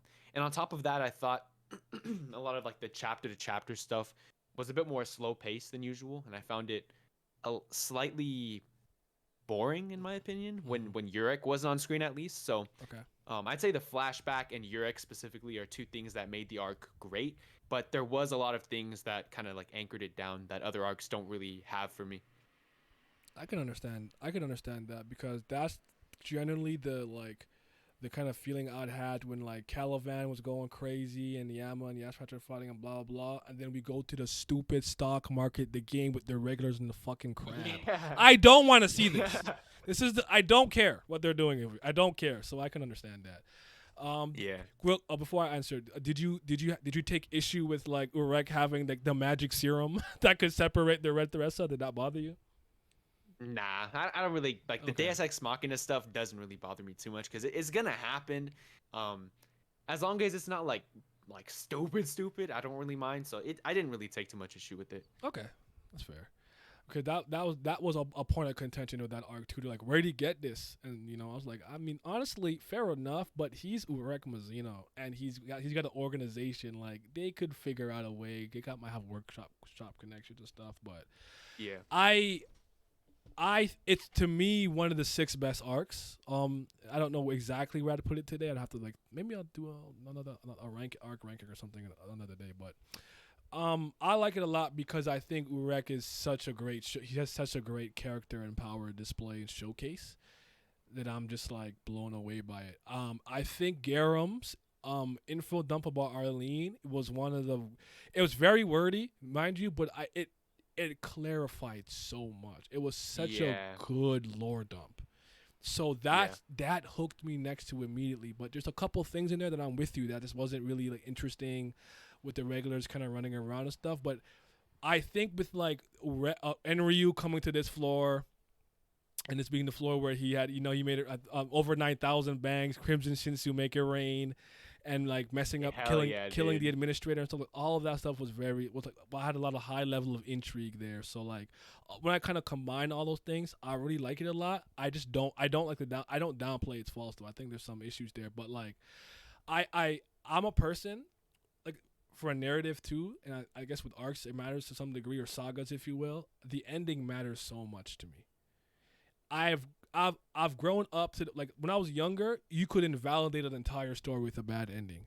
I'm not like that anymore. I'm not that extreme, but it still matters a lot to me. And I thought the way it ended was powerful with Gustang pulling up, and I was like, oh my god, look at him, majestic, great, I love it. Spatial distortion with deleting the memories, a bug is a bug, all of that, and then like right before Orek flies off with UJ, whatever his name was, he pushed. No one directly tells him that Bam's an irregular, but I'm like, he's smarter than he comes across because he put that together himself based on some other factors. Told him about the outside world and the stars and not to worry about it, and like gave him that big brother, like, yo, I'm your big bro, I got you, and he left. I love how that arc ends. I thought it's phenomenal. So it kind of resonates with me. But just to speak about this power showcase, I don't think sometimes people take it. I think SIU is very good at this. I wonder if you agree with me. He's good at this, showing like the destructive scale of an attack, like how big it is or how far it really pushed someone back, because he'll zoom out. Yeah, that's one thing I noticed, especially when reading the series. They don't zoom out. They just don't do it. But SIU does that a lot. I really enjoy that. I think I took notice the first time I think at the end of the name hunt station, when Yuri and Karaka were fighting and they're trying to cross the bridge, but they're so far below the broken bridge, but the aftermath of their fight is still reaching them, that they're kind of scared to cross it. I'm like, wow. Like, was he always that good at this? And I remember I'm reminded of Kallavan and Jin Sung and one of the palm pushes, how far one of them got slid back. I'm like, he's very good at that. So I always give credit where credit is due. He's it's not something that I see other people do like that. Like, I'm with you. They tend to zoom in, but they won't zoom out. Yeah, it kind of like, it's so weird because I have this one guy, bro. It's one guy. He's commented on my stuff multiple times, and he keeps saying like, oh, you're overhyping these characters. Bomb is grocery store level max. Kallavan is I'm like, bro, what? Groceries? Bro, I'm grocery store level. Put me in a grocery store. You know what I'm saying? Like, what are you talking about? Like, what? No, it's just tripping out. It's hilarious to me because I'll give you some deep lore, right? some deep channel lore. All right. When Bam beat Da Jihad, I was trying to convince myself that he wasn't ranker level. So during the last station, right? I'm like, I don't know. Nah, I'm not really. And that was a contentious point. Even SIU had a blog post about it, right? With him fighting Charlie. And I thought Charlie was about to body him, and I loved it. First of all, he used white noise, which like discombobulated his senses. I think he couldn't see anymore. I'm like, oh my god. Because at that point, I was calling Tower of God Tower of Beams. I was getting very tired of red beam, electric beam, fire beam, black beam. Like, bro, Shinsu is so diverse and limitless. Can we do something else? So that impressed me. Like, okay, white noise. He's about to get him with I think orange snake attack, and then Yuri threw the black march at him. I do like the black march coming back to him, going full circle from the first chapter. That was cool. But I was like, that to me validated that he was about to get clapped so easily by a new ranker. Shout out to Vince, because it's almost like, okay, if you want to, you can almost consider him like A rank, if you will, because he just became a ranker. So it's like, okay, using a newly appointed one to kind of test Bam's showcase made sense. I am so far on the opposite end of the spectrum now. It's funny because now the fan base is trying to convince me Bam is weaker than a bunch of characters. I'm like, no, he's not. What do your eyes see? Look at the chapter. Out, bro. Holland was some genius, and he immediately drew blood from him. Stop playing. He is one of the strongest people in the tower now. Stop Yeah, it. for sure. And SIU plays into it too. SIU, I remember at the beginning of season 3 at one point when he beat one of the Houndborns. I think it was a ranker Houndborn when Doom and stuff pulled up. And SIU's like, you can't say that he's necessarily stronger because that guy didn't use K9 transformation. I'm like, Bam didn't pull out the Thorn, the second Thorn, the Black Mars. Like, stop pussyfooting around this. That's why I really love the chapter where he just beats that ranker. I'm like, thank you, stop. Yeah. Just cut the bullshit. SIU was waiting for that. He was trying to build it up to that. But, like, bro, like, who you think you're fooling? Like, I'm reading the series. I know what I'm seeing, bro. Like, he's not high rank. I'm like, he's fighting Godot. Yama's number 2. I don't care if he's like, oh, whoops, no, he's fighting him. He took his leg. Like, stop playing with me. Like, Bam is OD strong. He beat White. Like, he is there. He's the guy now. Plus Leviathan now and the White power up. I just want them to stop the cap. He's top 60. I literally put that that clip, the stop the cap clip on my last chapter review when he said the line like, "Oh, I'm not as strong as you yet." I was like, "Stop the cap right there." Like, come on, bro. We all know. And I come to terms with it. It used to bother me for so long, but I'm like, hey man, it is what it is. But okay. So season 2, I think starts off interesting with the introduction of Wagnan and stuff. Are you a Wagnan guy? Are you one of those people who like the Pokemon Master, or you're like me? You're like, it's whatever. I don't dislike him. It's just not a probably. I'm not one of the people who swears he's like one of the best characters in the series or nothing. I'm probably putting him. I'll put A tier, not S, but I put an A tier. I like Wingman. Okay. And like it kind of starts off with like what we call him. Well, Milios calls him JVG, but Juvio, Grace, and stuff. How did you like the kind of edgier Bam saga? Did that move you? Or what are you thinking? Like think kind of like beginning of season 2 up until when he reunites with Rack and Aguero, and then he can kind of like climb with them again. And remember, Hodgin Sung initially tries to kind of stop him, but he lets them go, even though he could have still stopped them. Like, how did you like that moment? Because I think in a lot of ways that's Bam and that moment, and then all the way up until I will say I could say till the end of season 2, but I will say the last station I think is Bam at his best. I definitely see why you'd say Bomb is best. I wouldn't really agree with that statement specifically, but I definitely do think that Bomb is great. As Jovial Grace, I felt like not unsatisfied at all, but I felt like I wanted more edginess out of him. You know, like at this point, Bomb was still like really kind. He still had that kind heart. He still hadn't like fully like, because season 3 now, Bomb's a whole menace. Like he'll kill people to save others. Like he doesn't care anymore. Yeah, but he came embodying Houndborns.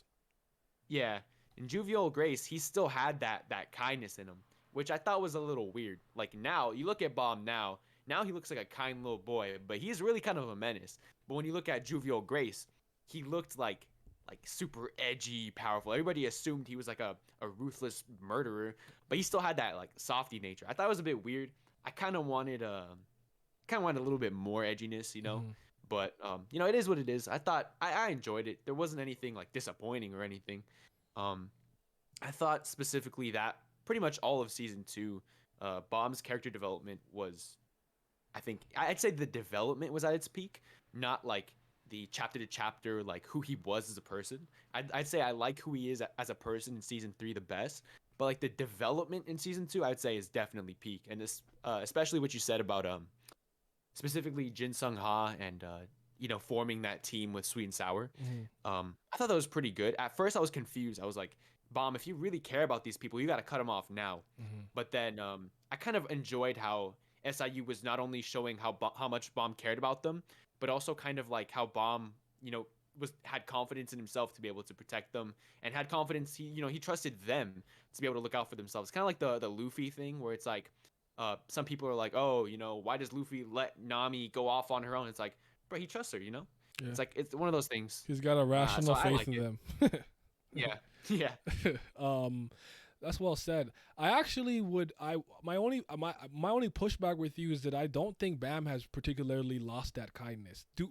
did he learn to harden himself enough to have to make the difficult decisions? Because there's that scene where he has to look at all the dead bodies and destruction he caused. Yes, but I still think he's the kind, soft-hearted boy from the first season. That part of him has not, I'd argue, hasn't particularly changed. It's still there. It's still Yeah, his I agree. one of his defining characters. That's why I like the Jovial Grace so much, because it's he's at war with himself in a way where it's like he's gotta be this ruthless slayer candidate, but he's only doing this to protect his friends from being destroyed by FUG, and I thought it was kind of beautiful. So I would like, I really like that. For and sure. then parts after it too, where I'm like, okay, he's starting to come into its own and stuff. I really actually don't. My biggest issue in a lot of ways with Bam, though, throughout the second season and to this day, is I hate how much everyone babies him.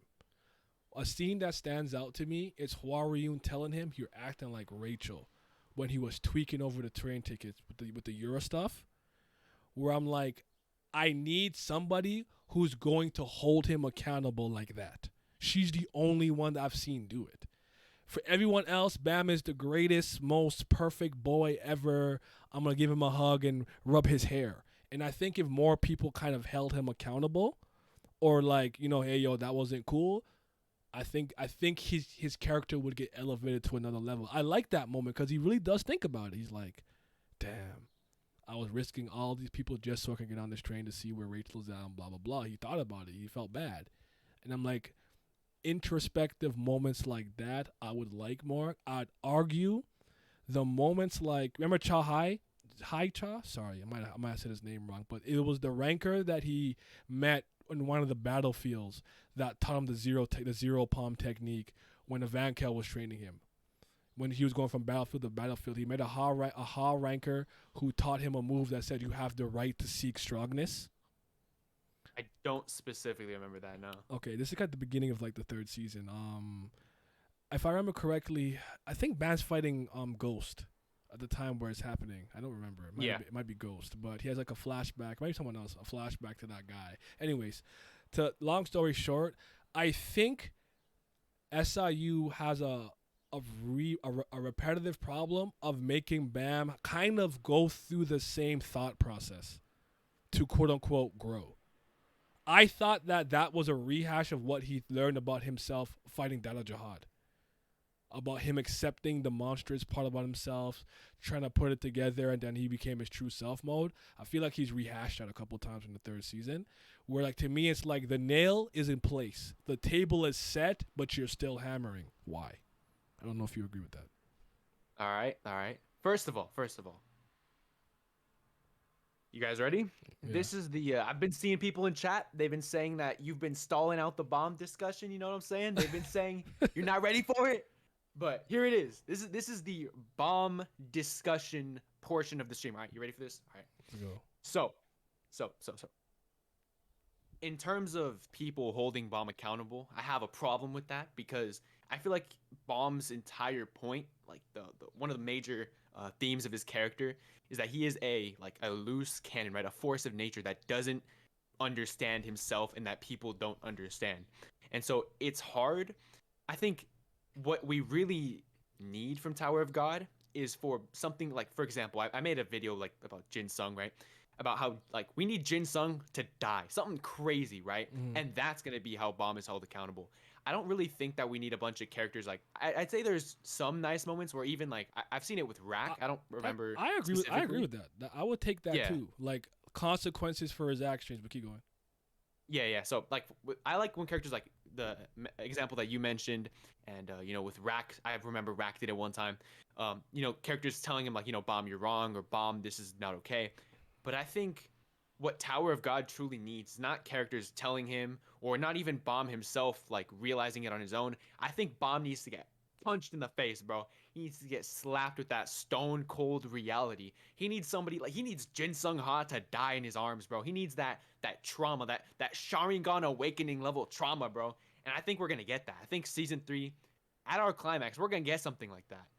And that's what I think is going to really allow Bomb to mature and grow and change. I don't think it needs to be something like other characters like babying him, or like not babying him, but like having to like tell him, or I like the fact that he's always messing up, causing all this chaos. That's what I like. I can respect that. I'm not mad at that because I would argue that I would probably like that more than someone particularly like talking to him. Because I'll bring up an example in a second, but I do want to ask you this.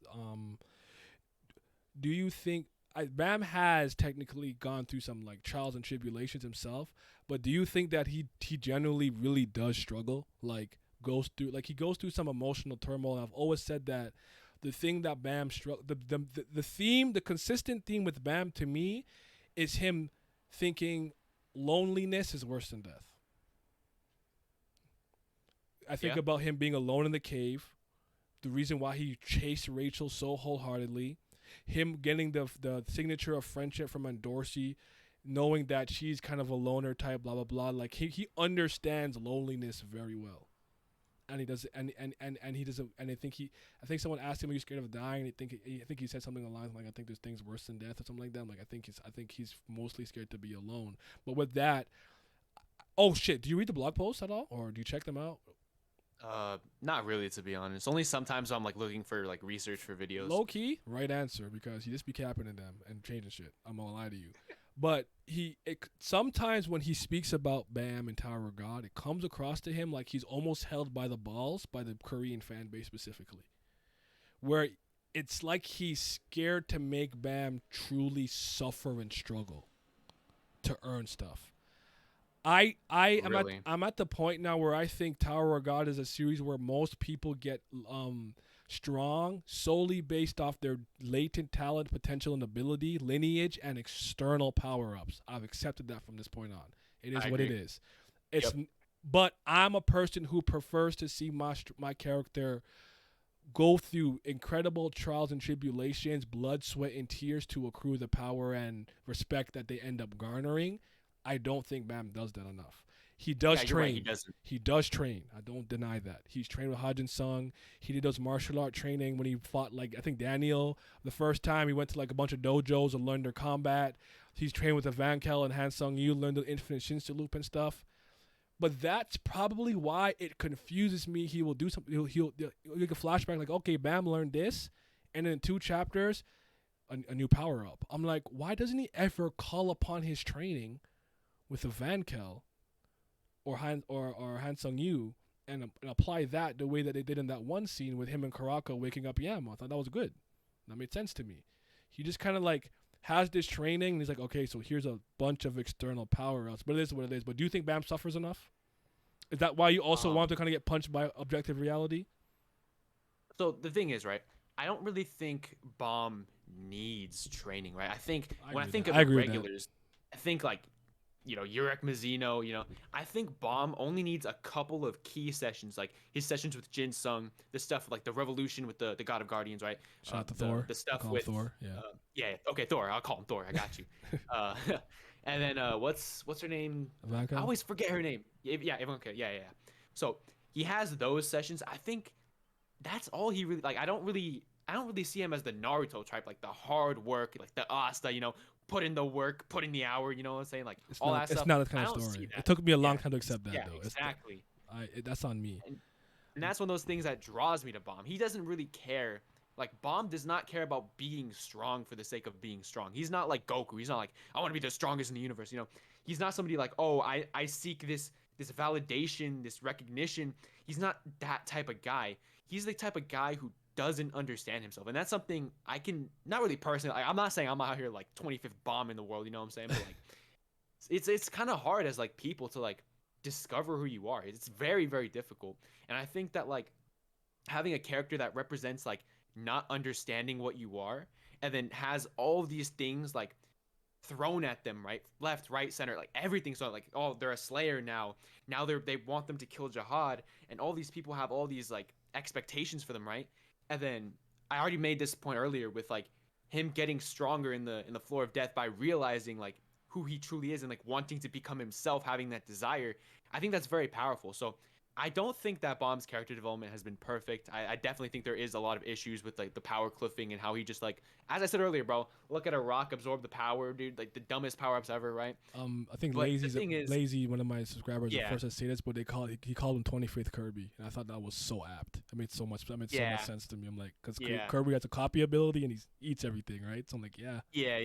it's like that, but I feel like there's so much that we can get. Like as I just said, like when Bomb hits that reality and realizes that all the mistakes he's made and realizes that there are consequences to actions, and when Bomb like eventually I think has like another one of those emotional moments similar to the Data Jihad versus Bomb fight where he like starts to like actually have these realizations and then starts to I think White hinted at it when he said to instead of like looking for outside power to look at the powers that you have internally Mhm. and instead of just using them individually to like combine them all Combine into them, like I feel yeah. like it would be sort of like a multiplicative type of relationship between all the powers, just put them all together, and I think that's how we're going to get Bomb strong and that's how we're going to develop this character. And I feel like SIU is gearing towards that direction, which is why I'm looking at season 3 with a very like You got optimized kind of you way. I'm you very you optimistic you got about it. much more hope than me because he's been beating my ass for years. So I could see that.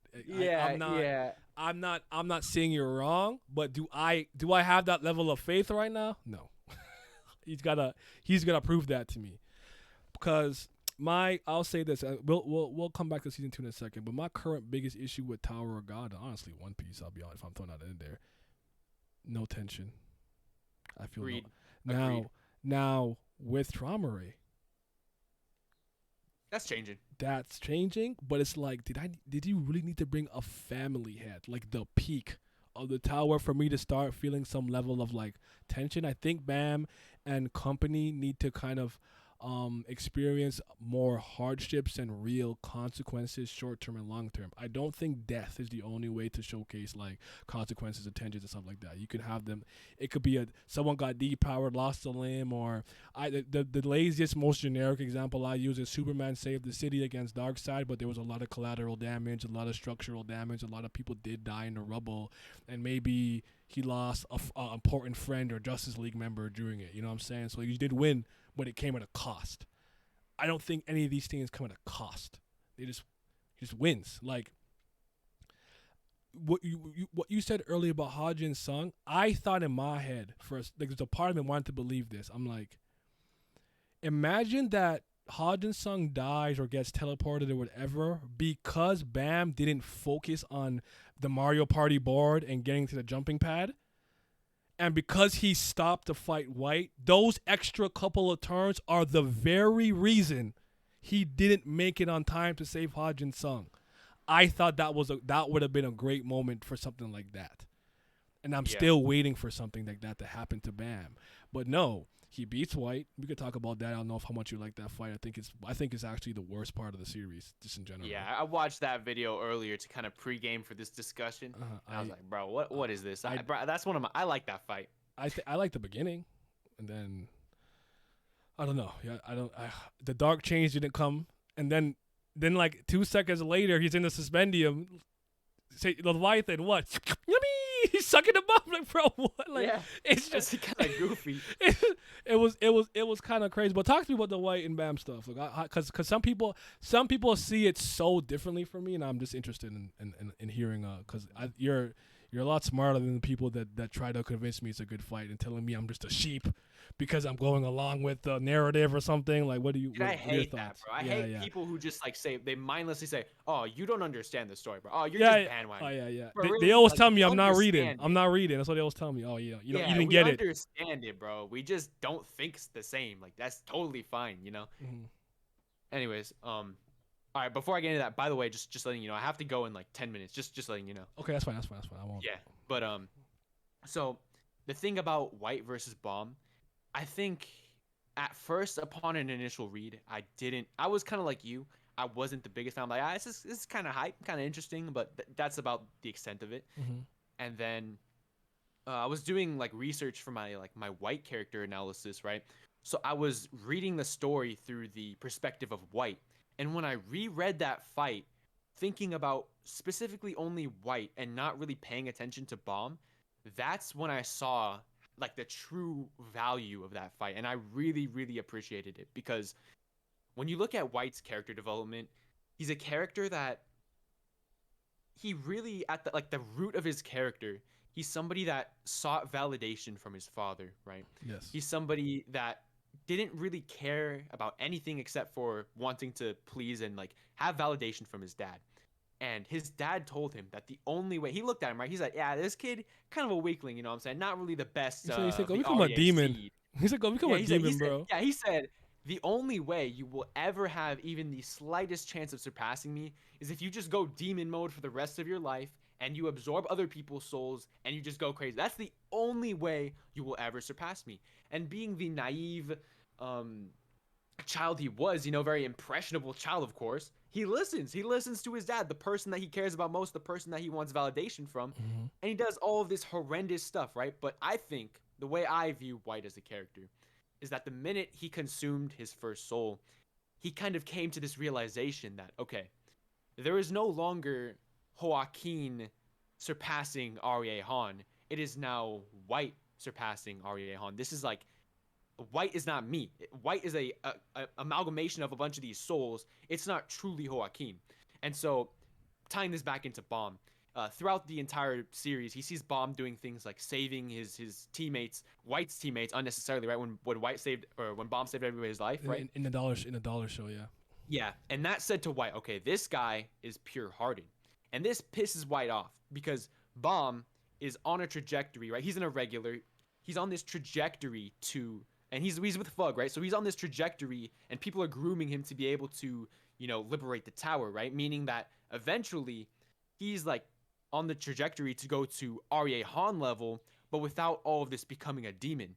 So White becomes jealous of Bomb, right? He has this jealousy. He has this like inferiority complex where he's like, okay, like this guy, I want him Arya to be says that corrupted. too, because Liboric had it. I remember that, and I agreed with it.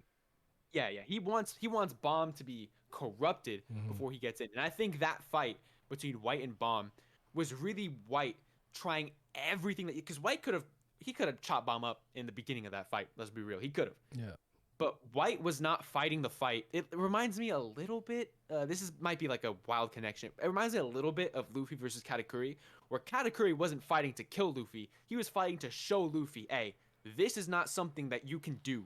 Okay, you need to understand how the world works. All right, and this was White doing the same thing to Bomb. He's like, Bomb, this is not how the world works. You have to taste evil to get places in life, which is obviously false.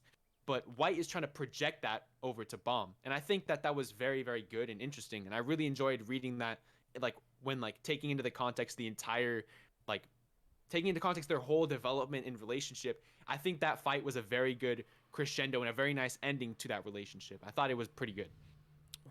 Okay, I got a couple of pushbacks, but All right. I wanted to make it clear that White's a good character. I liked White. I was rooting for him, but when White pulled up on Bam, like, I'm like, Bam, I'm like, White, don't do it. You're the underdog. You're not ready. Like, everyone's like, oh shit. I'm like, White, it's over for him. That's what I'm thinking. Like, you're like a featherweight fighting the heavyweight champion. Literally how I kind of saw it. Cause I know Bam was strong. I knew Bam was stronger than him. But I'll say this. I think your perception on him thinking he's White more than anything is interesting. But if you go by the truest definition of how the spell works, Holkeen is the host, so it's still him. But I think you mean it metaphorically in the sense that he needs the power of his siblings and souls. But he is very much still Holkeen. That is the host of the body, and that's why it looks like him. And then when it changed, it looked like Vincente. So I would say that I have no problem with White and White's character. And I think everything you said about his inferiority complex and things of that nature, and him, it's more about Bam. To get strong, you gotta be bad, evil. You gotta do fucked up shit. It's the only way. You can't stay this kind-hearted, goody two-shoes and get strong. It doesn't work that way because that's how it had to be for him. And I think Urek is a good example of you not losing yourself. Because even though with Jihad changed at some point, right? Where he stopped wanting, he started wanting to do other things and stop climbing. So I think that's apt. My question for you is, why did they call it a dark change? Before I keep going. Because I would argue Bam is the exact same character after going through this ordeal. Not a single thing about him has changed except that he's stronger. Because that matters to me. I agree with that. But I don't really see this fight in terms of Bomb. I totally agree, because when I first read it, I thought the fight was mid, right? I didn't really enjoy it. But looking at it from White, I enjoyed it. So Bomb, I totally agree. Bomb's character didn't really change from it. And actually, I saw somebody in the chat, I don't say it anymore, but I saw somebody in the chat said he would have liked the fight better if White never said that Bomb had surpassed him in power. Which, even if Okay. it is blatantly obvious, I definitely agree, because I think it would have been better if White had lost, because he gave up his will to convert Bomb rather than actually Bomb surpassing him in power. So I think that person in the chat was right, and I think you're also right in the sense that, like, it really didn't do anything for Bomb. Like, Bomb is still the same guy after that fight. Don't get me wrong, but I just thought it was a very good ending to White's character arc for now. Anyways, I really enjoyed that. It's I don't, the White portion of it isn't particularly my issue. And I even thought the things he was doing was cool. His other sword, I fucking love his barrier. I don't know why. The barrier is just so cool to me. I love the barrier, but I don't think it was visually interesting after Bam's awakening. Personally speaking, he just kind of stood there and just kind of like threw a bunch of like Shinsu at him, and he kind of just deflected it. It is what it is, though. But the White portion of it isn't. I just thought it was a bit of if this is the out, I probably won't be the end of White, but if this was the end of White, I thought this was a weird send off for him, because I even thought the timing of this fight I still do think it's a little bit weird. It doesn't bother me as much now if I have time to think about it and get over it, but it is still easily my least favorite, especially as a week-to-week experience. Least favorite part of Tower of God, because I don't particularly know what happened, and then I think the ending particularly makes me mad, because Iraq and Aguero come and also just get the power ups. I'm like, was this? Yeah, that was so forced. And then I think to myself, was the entire purpose of this to get them a little stronger, so now they can do things like maybe fly and things like that, so they can just kind of follow Bam in a different way? Because I'm convinced they're probably ranker level or teetering A to ranker level at this point with those little power ups. Because that was the part that I'm like, wait. What? Why are they? I'm like, good, like, cool for coming and trying to be here, but I thought they're getting the power ups. That really bothered me, but because then I'm starting to think the power up thing is being extended to other characters. I think Yama got one retroactively by having Nenne's Arcanak being in him, so now we know Arcanak's in him. So he's stronger than we initially realized. Kallavan kind of got one. If you think about Liboric powering him up, and it's like, did SIU do this because he's like, shit, I just gave Bam like 1 million power-ups and made him do this. I got to power them up so I could still, like, I think him trying to keep it super ambiguous is hurting him. I think he needs to start to establish a hierarchy in power, or even, it could even be something as, yes, Kallavan is stronger than Yas Ratchet, but because of his anima ability to control things, under the right circumstances, in the right situation, he's more dangerous. That's all he has to do. But I think he's so afraid for me to be like, oh, so I now know definitively Kallavan is stronger than Hajin Sung. He does not want to tell me that. I don't know why, but sorry to stand the white and Bam thing. Yeah, I couldn't with it. It wasn't moving me. But I thought once we got past it, we were on the uptick, honestly.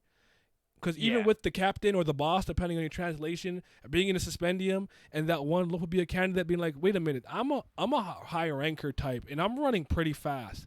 How the hell is this random foot? Yeah. I'm like, yo. That's sick. I like that a lot. He hasn't been doing these type of things for a long time, so where I'm like, is SIU starting to kind of get back into the stride that I like him?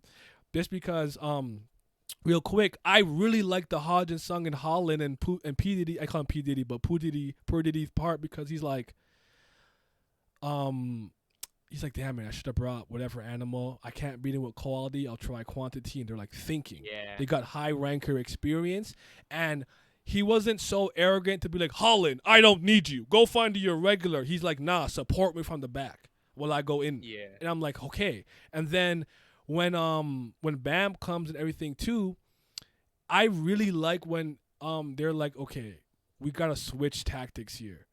Why don't we hit the James Harden step back until they're within the sensory range of trauma ray, and then we win. That's it. But Hodge's son was like, yo, they changed tactics. They're trying to lure us. You recognize? Like, I'm like, oh my God. Yeah. Thank you. I really like that. Holy, where's the really shit for like chapter? that. So many chapters. Yeah, Evankel and he sucks. was like- She did not prove it. She did not have any of that. When Spider Mommy packed her up, she did not showcase any experience to me. Sorry, go ahead. I'll Yeah. talk for a while.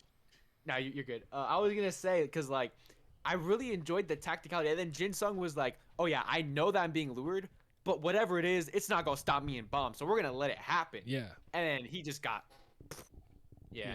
So, because he used to do so many things like that, I'd argue the most in season 2. I even like them recognizing him as the Ha family massacrer because I'm like, thank you for actually addressing one of the events that made Ha Jin Sung known throughout the tower that way. Yes, he's the grandson of Ha Yurin and stuff, but that's a big deal when he lost his girlfriend, wife, fiance. Don't ever remember. He murdered that entire branch.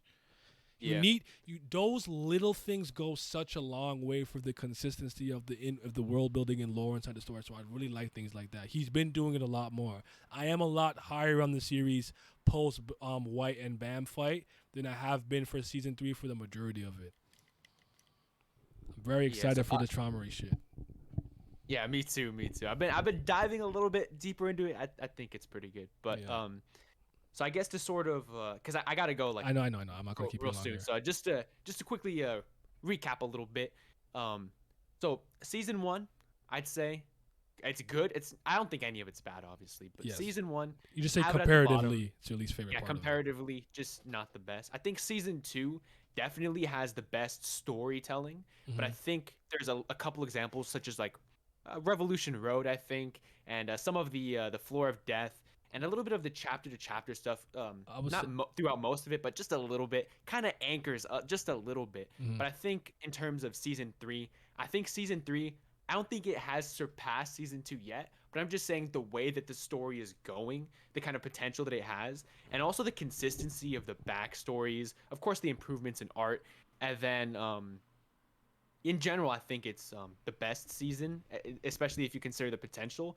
But I will say, especially this conversation has really kind of opened my eyes to like the really big like power cliffing problems and the fact that SIU, especially in this season, writing himself into a little bit of a corner with like the power cliffing, and especially with like stuff like giving Kun the ability to res with a firefish. It's kind of goofy. I didn't talk about the Phoenix Down yet, but yeah. That's goofy. That's goofy. I will say I like the way yeah. he used it when he powered up somebody else and took it away from them to make them be like, wait, what the fuck? And then like that, that was good because that's like Aguero level intelligence stuff that I like about him. So that was good. Did you like the name Hunt Station? Because Elaine's one of my favorite characters, and I thought she was. I think she's a great character, and I wish she had more to do because this has what to do with her family because it's Lophobia and how they did her dirty and stuff. But like, that's a lot of the moments that season 2 has for me that I really really like because I'm like, I totally agree. When Indian, I put Name Hunt in my S tier. Yeah, when I'll just say this and then we can wrap it up. When Indianetta was about to lose to Ran. Because after that really raw ass Machete line, I love that line about don't try to dodge the REA swordsmanship. You just take the hit, you hit him with something stronger. Fucking love that line, it's so cold. But he was like, "Don't die, Kaiser," and you kind of get the flashback of him not being a direct descendant and his family treating him a certain way, and she's like made him a 10 great boss, one of the 10 bosses on the floor because he's like, "I'd pay a lot for your talents," because in that moment she understood that he's suffering from the way that his family structure is and works, the same way they set her up to fail by making her fall in love with somebody and she couldn't become a princess, and now she's been in servitude for her family for 1,000 years. She understood that. He had so many instances like that in the second season, in my opinion, that are so good. So yeah, he's tapping into it a bit more, and again, I said for like all of 2022, I've been a lot higher on Tower of God, especially post Bam and White, but we're not back to its peak yet. But I do think that if this arc has proper consequences, and it ends really strong, we'll be on the uptick. I really do think that. Yeah, I agree. But all right, you have any final words for the people? Yeah, man. Thank you so much for having me, man. Sure. Let's be on. Shout out Raikumo for Yes. Oh yes, for, Raikumo. Yeah. I'm gonna make sure I put that in. The link, bro. Yeah. kind of put my name out there, and I just really appreciate it because this YouTube grind, it's rather difficult, man, to be completely honest, and a lot of hard work goes into it. I know you and me both, and to be able to have you kind of just bring me into the community and put my name out there, especially. I really do appreciate it, man. Thank you so much for having me on. This is like my first ever time collaborating with anybody. My first time being on stream too. Like I've been sweating buckets, hella nervous, but you know what I'm saying? Like I'm glad. That this was great, first stream I was ever in, I won't lie to you. I was like, all right, gotta be ready. I gotta be ready. I got buckets of sweat right now, but yeah, it's all good, bro. Thank you so much, man. Again, I can't express my appreciation enough. You were super chill to talk to. I'd love to have you on a video sometime as well. For sure. You're just all anything, whenever you want to collab, I'm always here, man. It was great talking to you. All right, man. You take care, brother. All right, take care. I'll see you, man. All right, chatters. I am going. Yeah, he did. This was good. This was fun. That was fun. I obviously don't agree with everything, but we had a good time. Okay, so I think tomorrow is Thursday, right? Okay, no, tomorrow is Thursday. So Thursday we'll probably be doing One Piece stuff. But Friday, what I want to do for Kubera is, if you guys have done that meme character template sheet, share it with me, or I'll just find the thread of it. We'll talk about that a bit. Then I want to talk about some of the latest chapters of Anata. And wait, it's Thursday today? What? Wait, no, it's garbage day. It's not Thursday for me. But we'll do that.